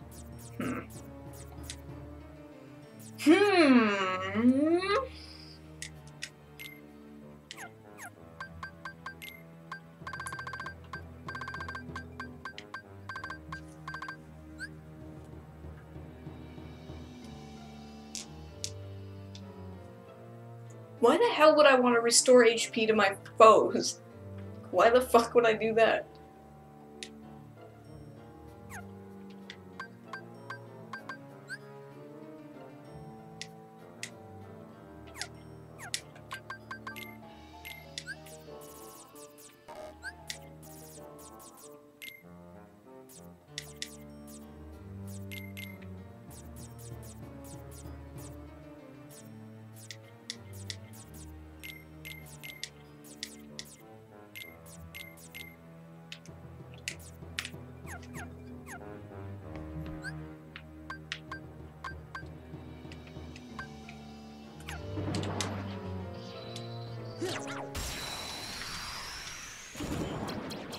Take this.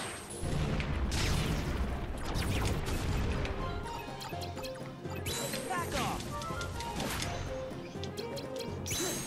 Yeah, it's over. Ha.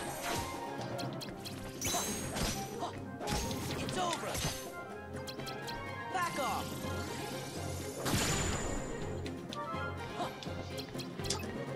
Let's go. Yes, I have a Switch. And I beat Super Mario Odyssey 100%, not counting a couple costumes.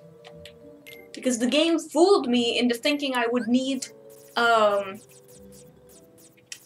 it fooled me into thinking that I would need, to buy the moons to complete the game at the shopping places, at the Crazy Cap stores. But no, I wasted like 8,000 coins because of that. Because I thought the game had maybe a 100 moon limit or something, but it didn't. So it fooled me into thinking I needed to buy those coins, or buy the fucking moons when I didn't actually have to. So yeah, I'm missing a couple costumes, but I have all the moons. I've beaten everything, so I'm good. I don't need to beat anything else.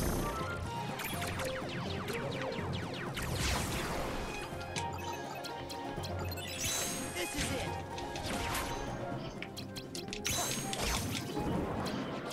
Ha.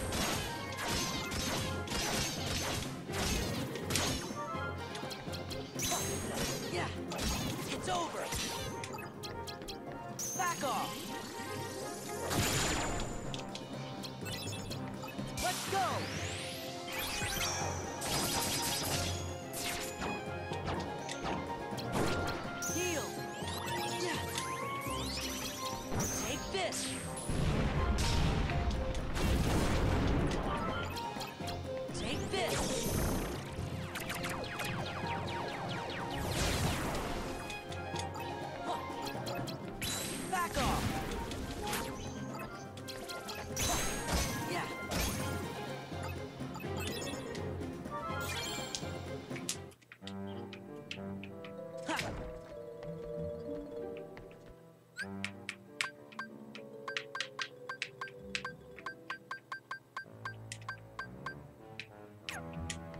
Yeah.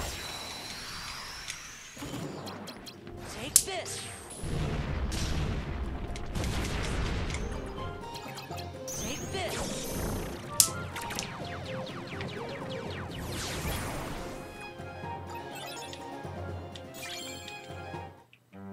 Ha. Huh.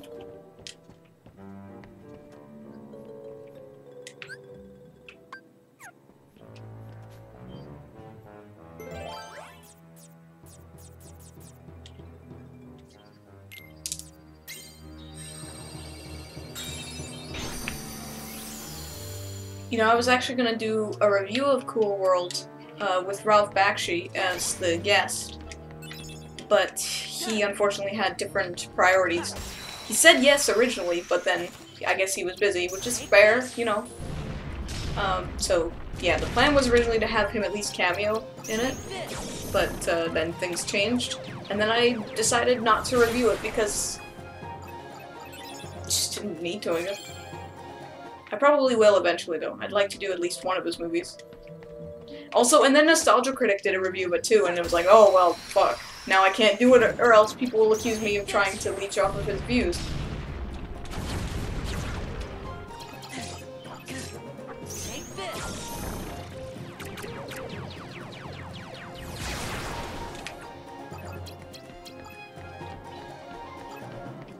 Back off.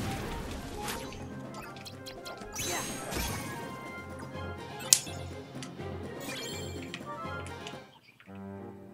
Ha.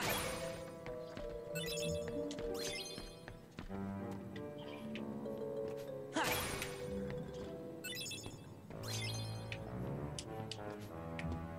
Huh. Yeah. Take this. Take this.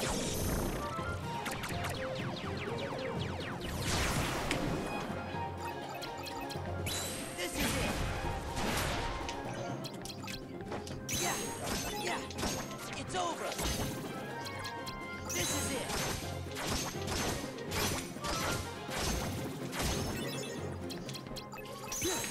Huh. Back off. Let's go!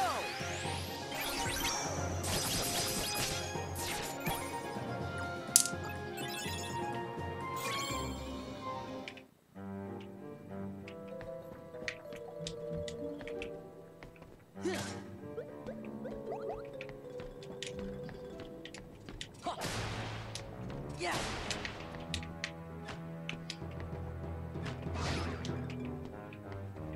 Whoa, camera's spazzing out.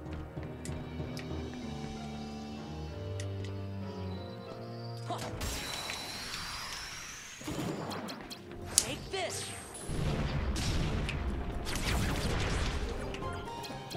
Take this.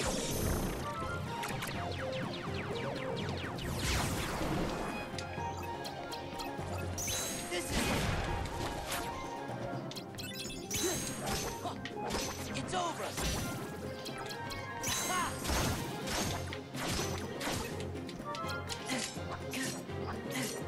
Yeah. Huh. It's over. Back off. Let's go.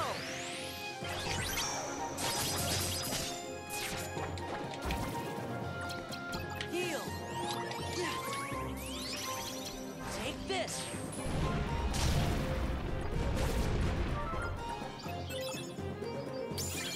I have live streamed Paper Mario 1000 Year Door. Just, it was on Twitch. So it was a while ago. But I have done it. And I fucking love that game. So much. It's one of my favorite games of all time. I adore that game. It's got a great soundtrack. It's got fun gameplay.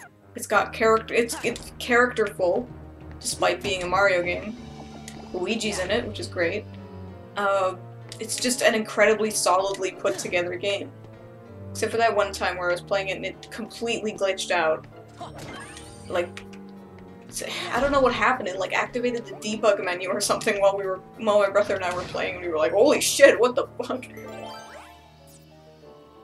But other than that, I've never seen it spaz out like that.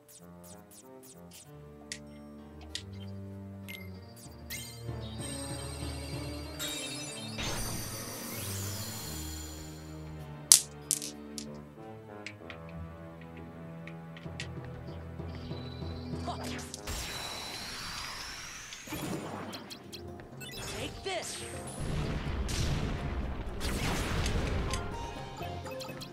Take this.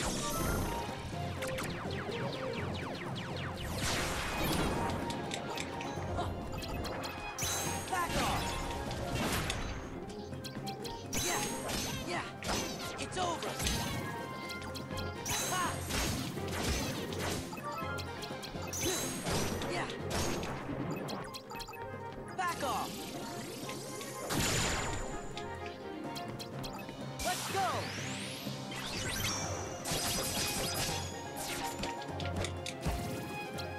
Heal. Take this. Yeah, I have played the Assassin's Creed games. I've played Assassin's Creed 1, which I didn't like. I played Assassin's Creed 2, which I really liked.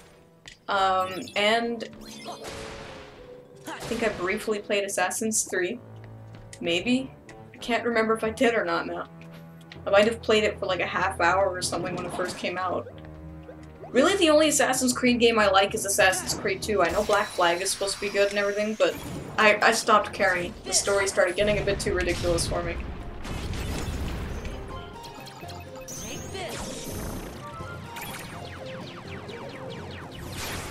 Also, see, part of the big reason I liked Assassin's Creed was playing as Ezio. But when you stop playing as Ezio... Oh yeah, that's right. I played Brotherhood, and I was going to play the one after Brotherhood. Whatever that one was called. But I didn't, because at that point I'm like, alright, I like Ezio, but I'm tired of Ezio now. So, yeah. Take this. What was that one called? The one following Brotherhood. Where he's like old Ezio. This is Yeah. I want to say Bloodlines, but I know that's wrong. Assassin's Creed... Shit, what was it called? Back off. Let's go. Revelations, right. That's like the most generic subtitle ever. There. Assassin's Creed Revelations. Take this.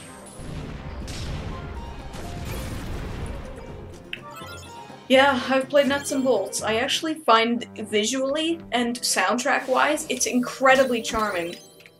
Gameplay-wise, though, I could take it or leave it. I don't really like car games anyway, so whatever. I don't think it's an abomination, though. I actually think it's really creative. It's stylistically interesting. But because it's not Banjo-Kazooie, everyone shit their pants, and I get it. It probably shouldn't have been a Banjo-Kazooie game, but I don't understand why people dismiss it so badly, just because it's not the same as the other Banjo games. Just, it's petty to me.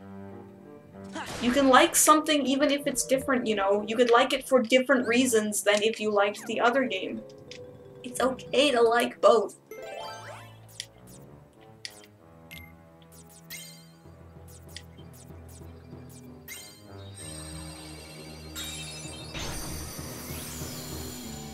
I mean, it's okay if you don't like it. I'm just saying people who don't like it because it's not the same as Banjo-Kazooie or Tooie, it's very petty to me.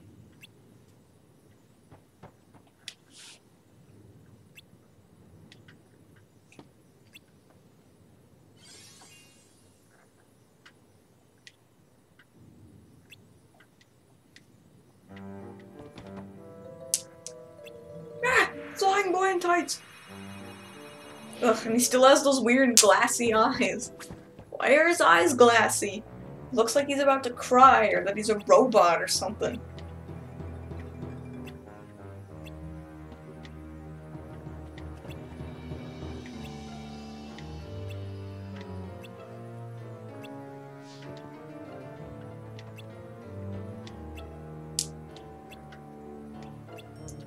Because pirates don't dress funny at all, too.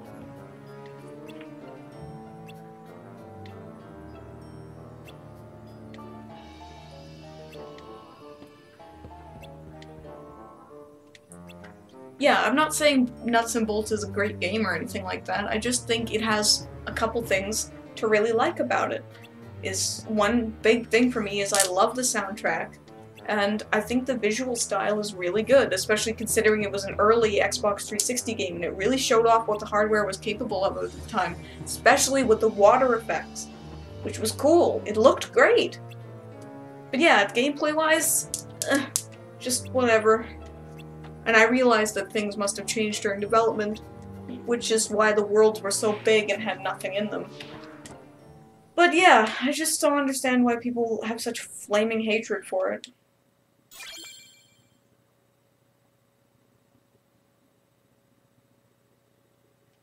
My favorite Pixar film? I really like The Incredibles. I really like Toy Story 3. I like A Bug's Life. I think the better question is what Pixar movie is my least favorite, because I like all of them. Except for Cars 2.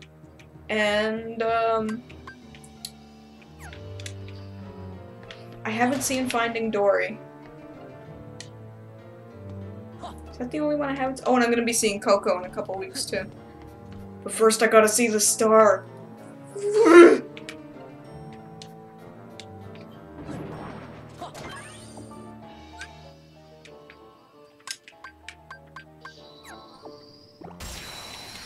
Hey, I like Cars. The original Cars? I like it. It's not great, but it's okay. It's still enjoyable. It's nice and atmospheric. It's about cars, which is cool in my opinion. I'm not a big fan of Cars, but there's something to like about it.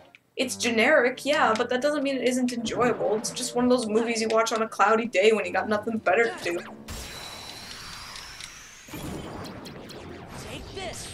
Would I say it's one of Pixar's best? No. I think it's enjoyable. To a certain degree. Now, Cars 3 is better than Cars 2, for sure. I was trying to remember, I'm like, I know I saw a Pixar movie recently. Which one was it? It was Cars 3. It was so forgettable. Like, I don't understand. They were telling a story about age. So why didn't Lightning McQueen look like he was old? He looked exactly the same as he always did, so it undermined the entire purpose of the story. I guess because they didn't want to merchandise old Lightning McQueen.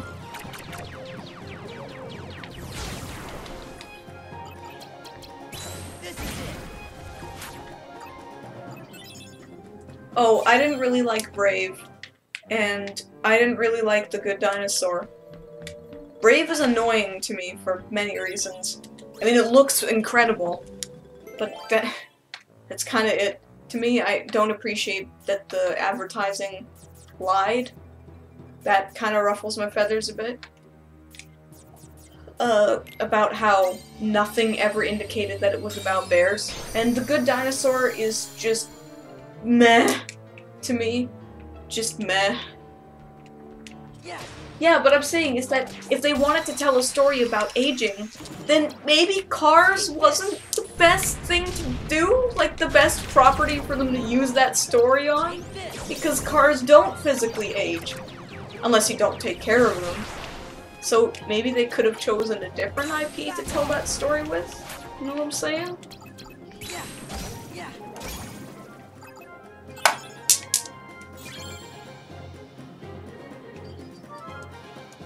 Yeah, The Good Dinosaur, to me, again, it looked good, but it was nothing to...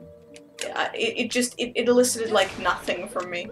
I knew exactly what was gonna happen all the time. Every single time. There was nothing original about it to me. And,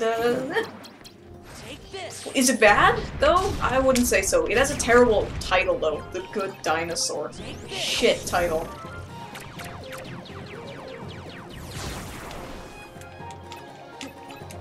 Like, The Good Dinosaur sounds like the title of a bad Video Brinkado ripoff movie than a full, actual effort put in Pixar release. You know what I'm saying? Do I like Up? I love the first 10 minutes of Up. I adore it. The rest of Up, though, not so much. I think that if the movie had ended after 10 minutes, I would have been like, that was amazing. I just think it gets a little bit too ridiculous for its own good, considering that the first 10 minutes are so realistic and so well portrayed. Take this. The whole bird thing. Again, I don't think it's bad. The only Pixar movie I think is bad is Cars 2. It is the only bad movie they've ever made. I don't count Planes because was Planes a theatrical release? I think it was just straight to DVD or something. If I'm wrong about that, then whatever. Take this. Take this.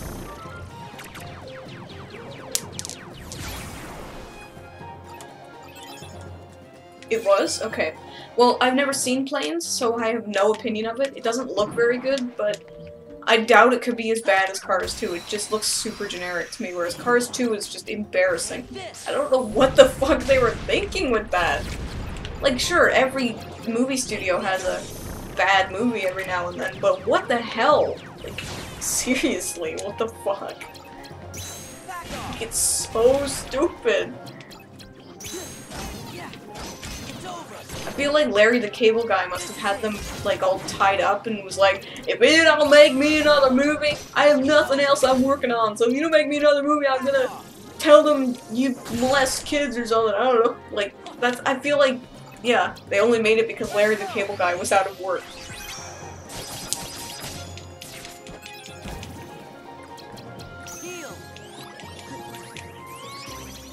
Take this.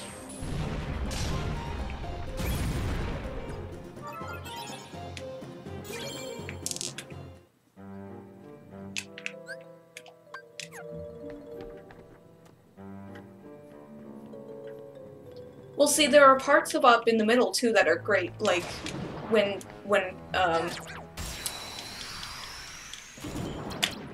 Take this. what's his name? I'm drawing a massive blank on his name. You know, old guy. Whatever, sorry, I'm terrible with names anyway, but, Carl Fredricksen, yes.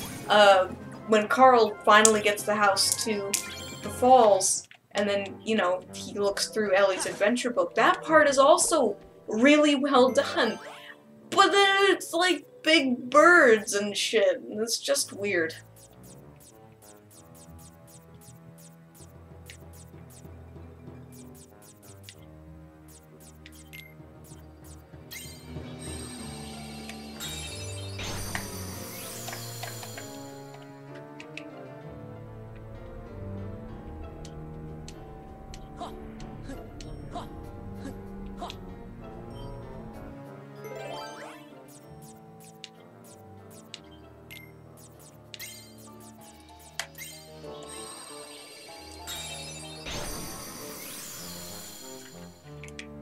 Well, no, those, yeah, Brave, too, is, the annoying thing is Merida's 3 little brothers, who have a they have a spattering of deadly Dennis disease. They even look like Dennis, too, they have the curly orange hair.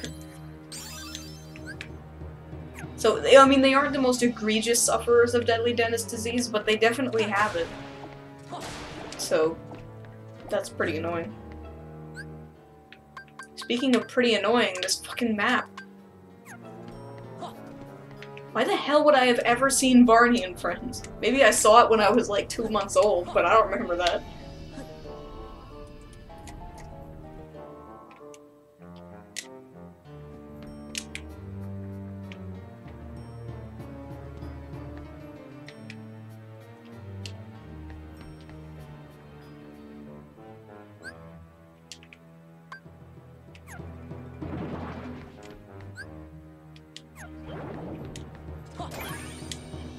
Ugh.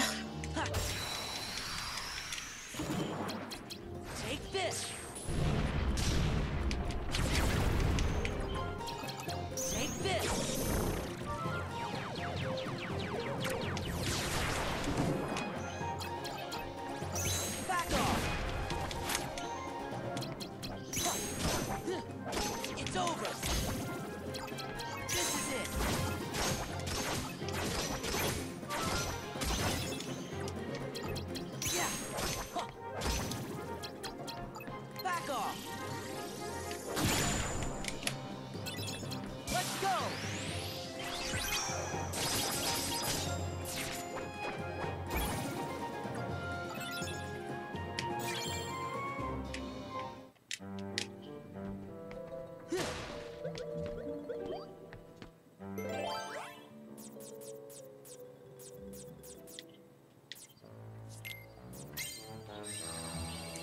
Yeah, I don't even like, I don't like Merida at all. Whoa, what the? Take this. Take this.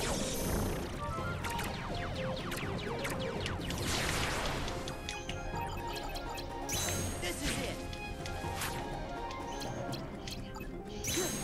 Yeah.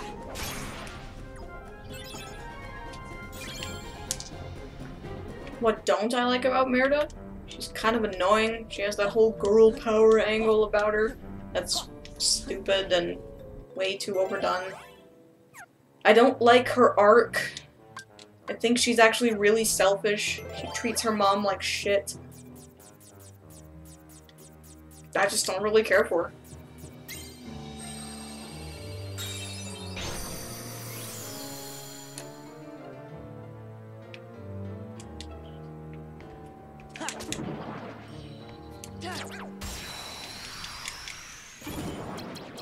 Take this. Take this.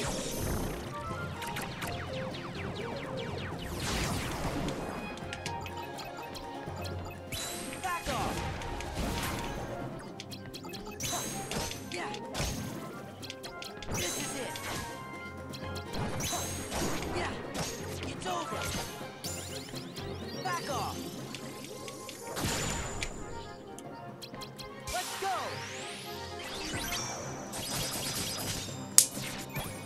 Yeah, you know what? It's fine to have powerful women as characters. It's fine with me, but when you start drawing attention to it, that's when it gets annoying. When it's like, look at how progressive we are, 'cause girl power. It's like, you know what would be more progressive? If you just didn't mention it. If you just accepted it as fact and moved on, instead of dedicating time to showing how progressive you are. It reminds me of those annoying artists who are like, when they make really, really good art, and then they say to their friends, what do you think about my art? And then their friends say, oh, your art's really good, you're so talented. And they're like, oh, you know, it's not my best work or anything like that. Like, I'm not good at this at all. It just, yeah, that drives me nuts. I feel it's similar to that. Take this. Where it's like, people will be like, oh, look at how progressive you are.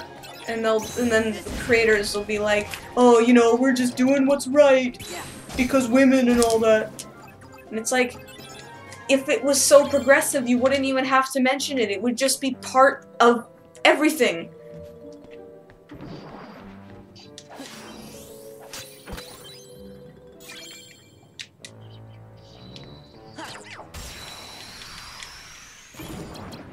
Take this. Take this.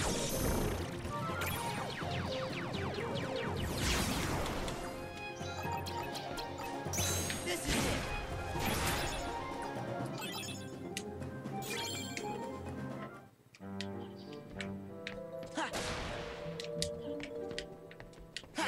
I like the way it creeps like that. Take this. Now, you know what's funny? Is I accidentally walked onto the set of Supergirl.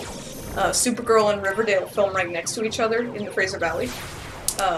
So, I was going to the Riverdale set, and I accidentally walked onto the Supergirl set and was like, hey, I'm here for Riverdale, and they're like, Riverdale's not here, that's next door. And I was like, oh, sorry. I don't have any 9 cards. Shit.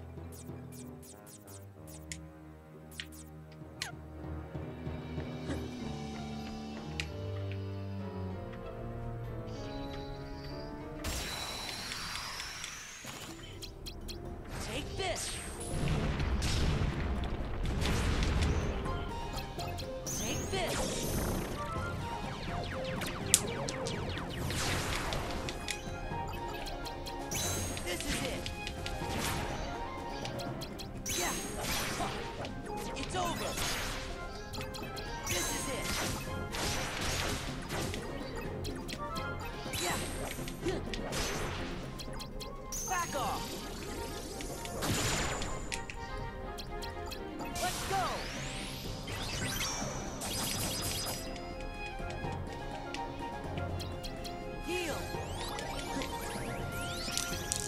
Take this.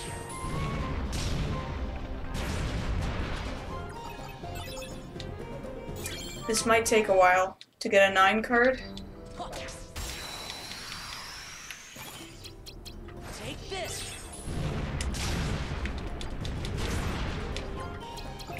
Take this.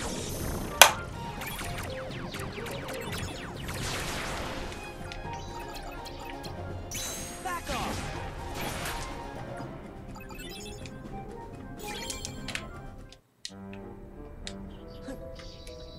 You know, going back to the whole progressive thing just for a second here, it's the same thing when there's like a gay character in a show and they have to point out how they're gay and all that, and how they have to act gay so people know that they're gay.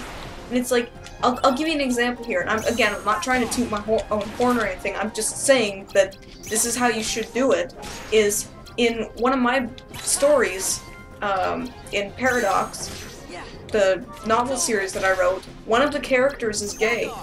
Now, I dare you to guess which one it is. Now, I know, like, none of you have read the book, but I'm just saying, if you did, you probably wouldn't know who it was because it's never flat out mentioned, and he's not, I'll just say it's a male, but he's never going around like, hey my gosh, it's gay, and he doesn't hit on any of the other male characters or anything like that. He's just a regular guy who happens to like guys. It's not important to the story, so it doesn't need to be said, but yes, for all intents and purposes, he is gay.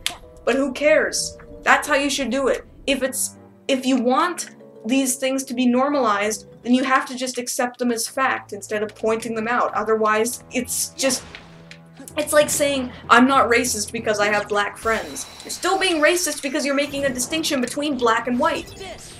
You know what I'm saying?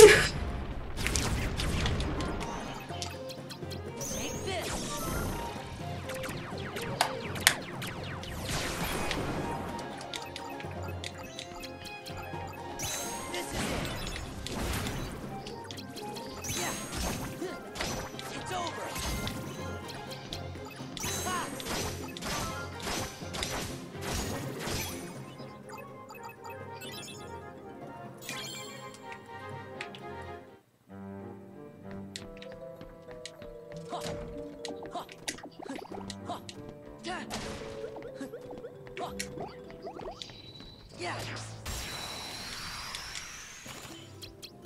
Take this.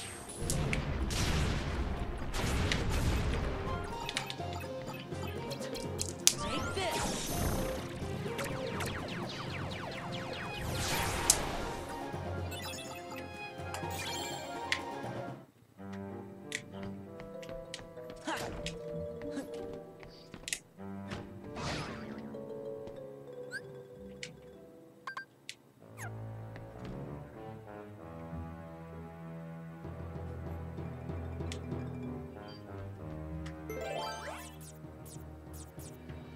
I would make a shop room, but I don't have any shop rooms, so, yeah.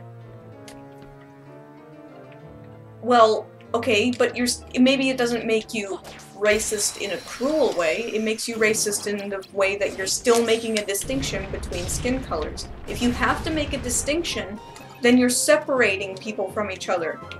And that's, you know, there are different levels of racism, I would say, and that's more of a low-key form of racism, because you're still making a distinction between, you know, black, white, whatever skin color, you know.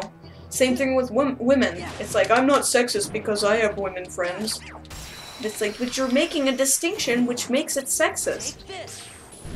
It's just not in cruelty, it's the opposite of sexism. It's like anti-sexism, but it's still worse. It's not worse, it's just as bad. It's like when a company hires people because they need people of color or people of whatever in their workforce, so they don't hire people who are qualified as qualified, they just hire people who are more colored than others. I actually didn't get a job because that happened once. They were looking for people of diversity. And I'm like, well, technically that I'm one of them, but I'm not of colored diversity, so it doesn't count. So, yeah. Those kind of policies make me sick, because it's just the same as, it's the same as rejecting someone for their skin color. Just, it has better intentions, but it all comes from the same root.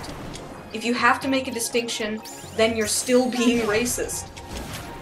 At least in my opinion. If you don't agree, that's fine. It's over. This is it. Yeah. It's over.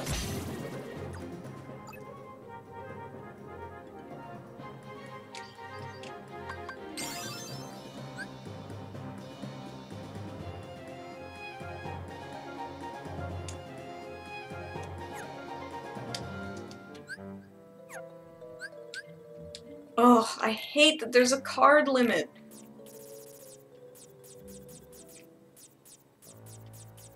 Like, why is there a card limit, man? Come on.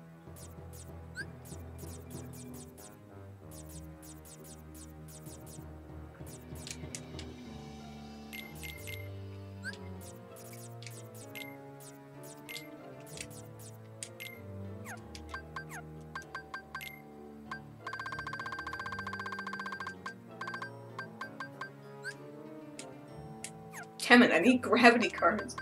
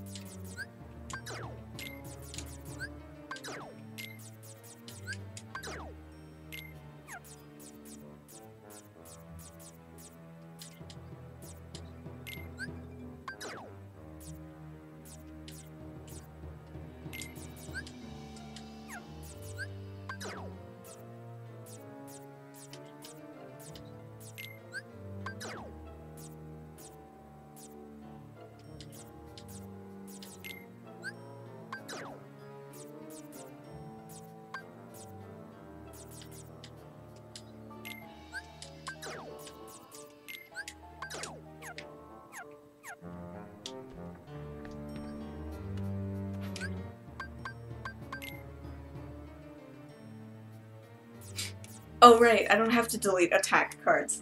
It's map cards. Whoops.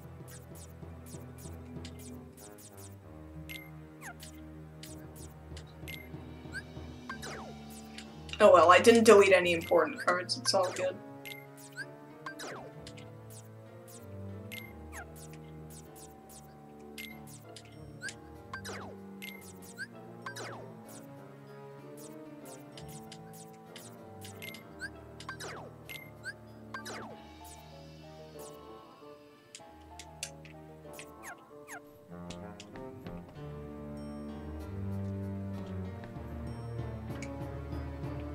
What's my favorite type of cake? Ice cream cake. Unfortunately, I actually don't really like regular cake all that much. Like, in small doses, it's great. But I much prefer ice cream cake. Because it's tasty. Take this.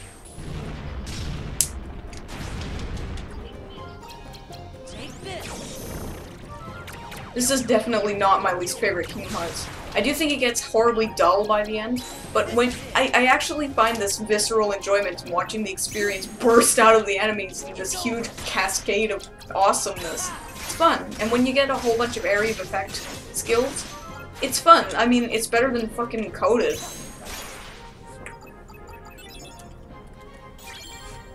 We don't have a Carvel here. Carvel is not in Canada, so Baskin-Robbins for sure. Baskin-Robbins is delicious.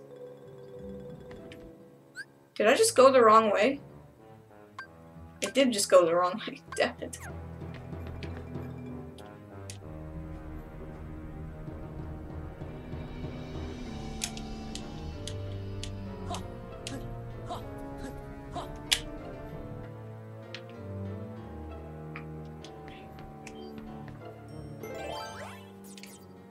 I forgot random jokers can do whatever you want. I don't really give a shit about Star Wars. I appreciate the impact it's had on culture and filmmaking and sci-fi and everything like that. It's just not my cup of tea. They got tea!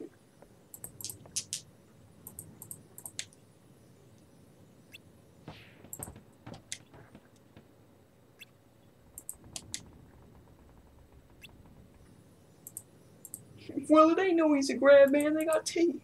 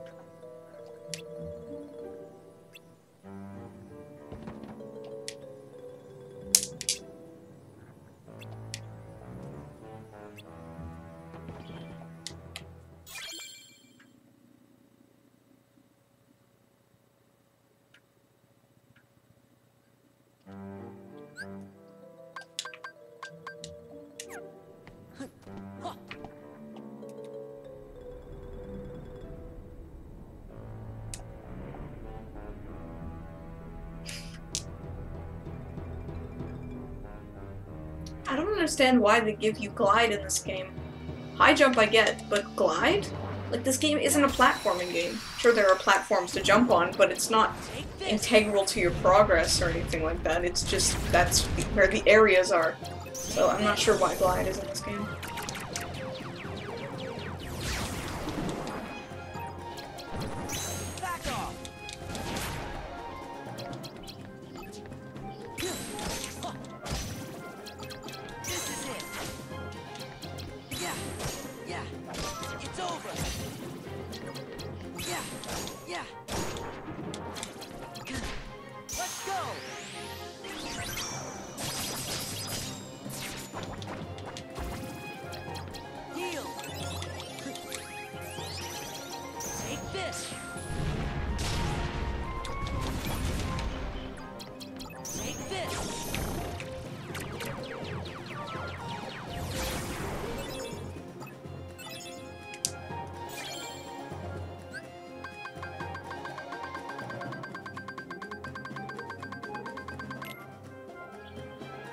Oh yeah.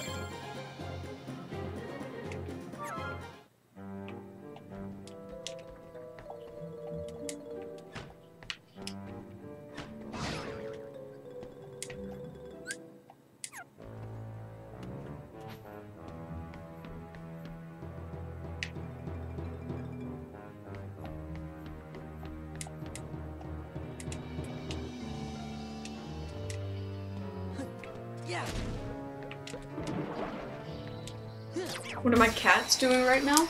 None of them are in the room, so I don't know. Probably just resting somewhere. I can't hear them playing, so it doesn't sound like they're playing.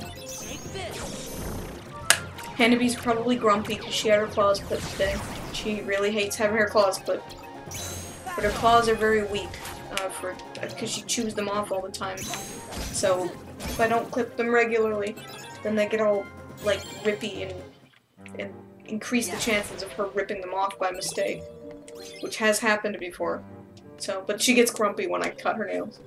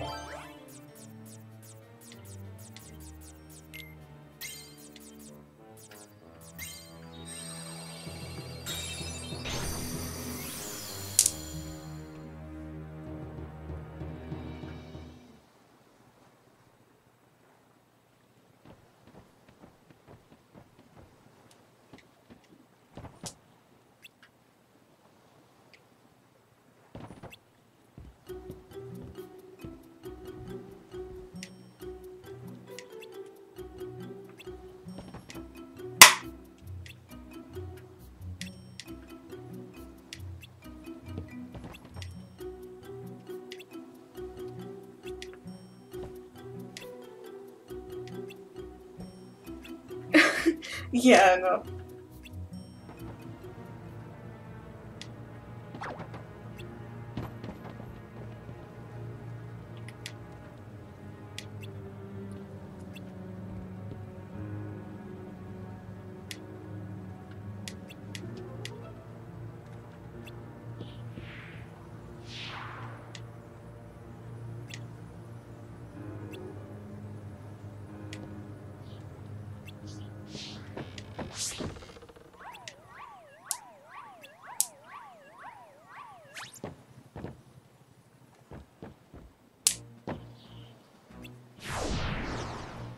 Boss time.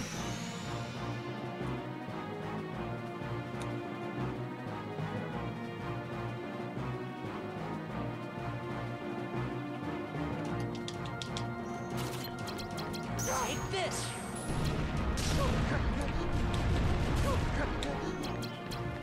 Take this! This is it! Yeah!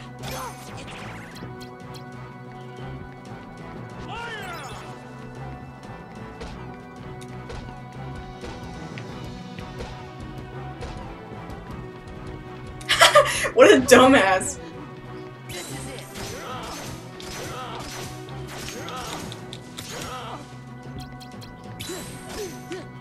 It's over! Yeah! Let's go!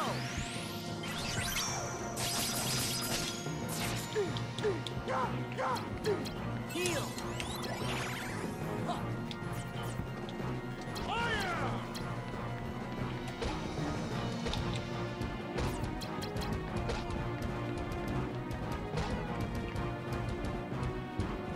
Idiot.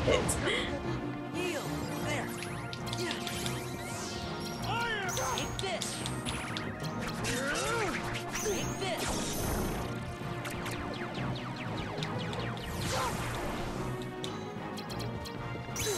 Wow, that was really easy. Like, pathetically easy. Whoa. Thank you. It's very generous of you. Kendall, I apologize if I mispronounce your name. Kendall. Oh, fuck, sorry. Kendall Aurelius Trampe? I really apologize if I pronounced that wrong. But thank you.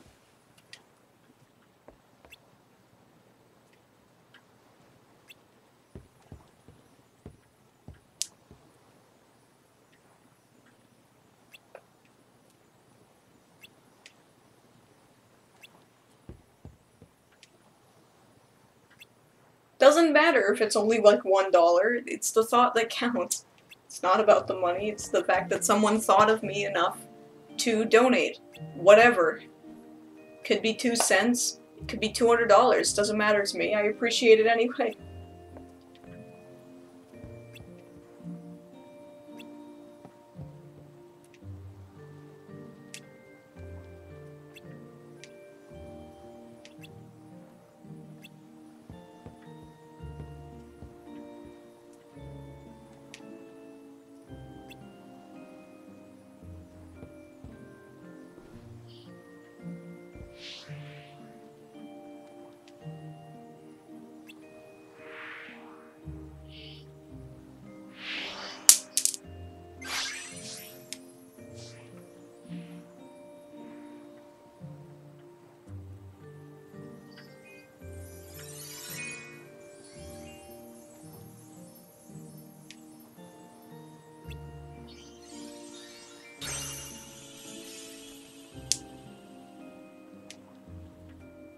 Or it could be a gift from Tinkerbell, not Peter Pan. Why does it have to be Peter Pan?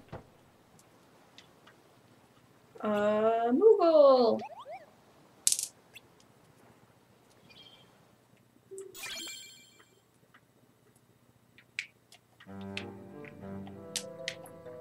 Well, currently the Canadian dollar is worth less than the American dollar. It's like at 0.7 right now, so technically, if it's $1 American dollar, then that's about 70 Canadian cents. But it's okay. You don't have to worry. I appreciate it no matter what.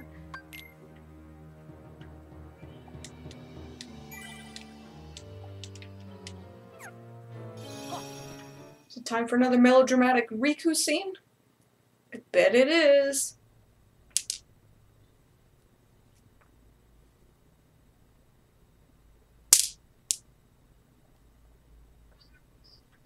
Where'd Riku go? Guess he must have finally got tired of fighting with you. I sure hope so. Ooh, not quite. Not quite melodramatic enough.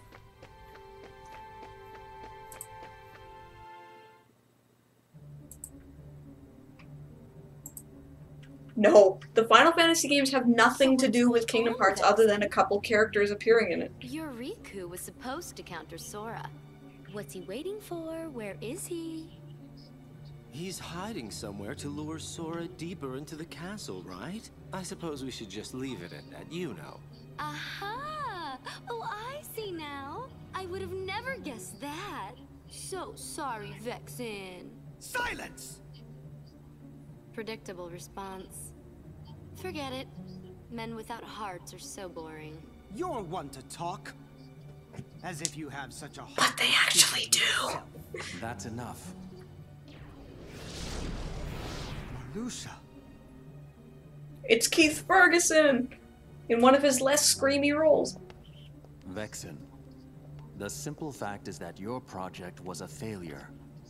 You'd best not disappoint us again. Disappoint you? You go too far. In this organization, you're number 11. I'm number 4, and I will not have you. I've been entrusted this castle in Namine by our leader. Defying me will be seen as treason against the organization. Traitors are eliminated. I believe that's what the rules say. Who needs a half-baked good-for-nothing anyway? Vexen, you cannot win against Sora. Pity to be so ignorant. As you're only able to see the surface of things, I should not expect you to appreciate my true might. Oh? Then let us watch as you prove it. What? None of us wish to be suspicious of a comrade. Your insincerity is comforting. Keith Ferguson is either really good or You give a really challenge bad like that in his to role. Vexen and he'll seriously want Guess it to depends on what eliminate lines is Sora. given. That would be an unfortunate denouement.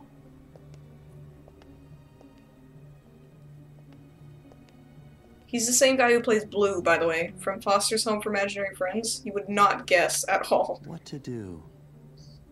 Your hero is soon to be wiped from existence. But I believe there is a certain promise that he made you. Isn't that right, Namine? Yes.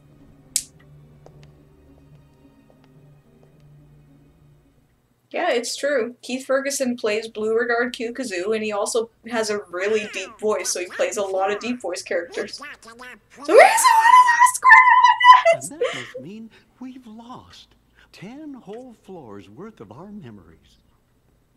Sora, it's still not too late. Don't you think we should turn back? Can't do it. Because that would break an old promise that I made. An old promise? What would that be? On the islands, I promised Namine that I'd keep her safe, no matter what. But I forgot it. I didn't remember until I started forgetting everything else. A promise between the two of us. That's why I can't leave. Now that I remember the promise, I have to keep it. Of course. We understand, Sora. Ugh, Jiminy, you're touching my face with your bug hands. Gross. Alright, I think that's enough for tonight. So next time, assuming that there's enough time, I don't know what's going to be happening next weekend. We'll see what happens, because I gotta go see the Star. But I might be able to beat the game next weekend. Possibly. At least Sora's side. So we'll see what happens. I'm hoping to, but I can't guarantee it. But anyway, thanks for watching, everyone. I hope you enjoyed the stream. And yeah, I'll be back next weekend for another stream. There is going to be a mini Mondays this week for sure. So I'm going to be making it tomorrow. And I hope you enjoyed that. And I will see y'all later. Have a good night, everyone.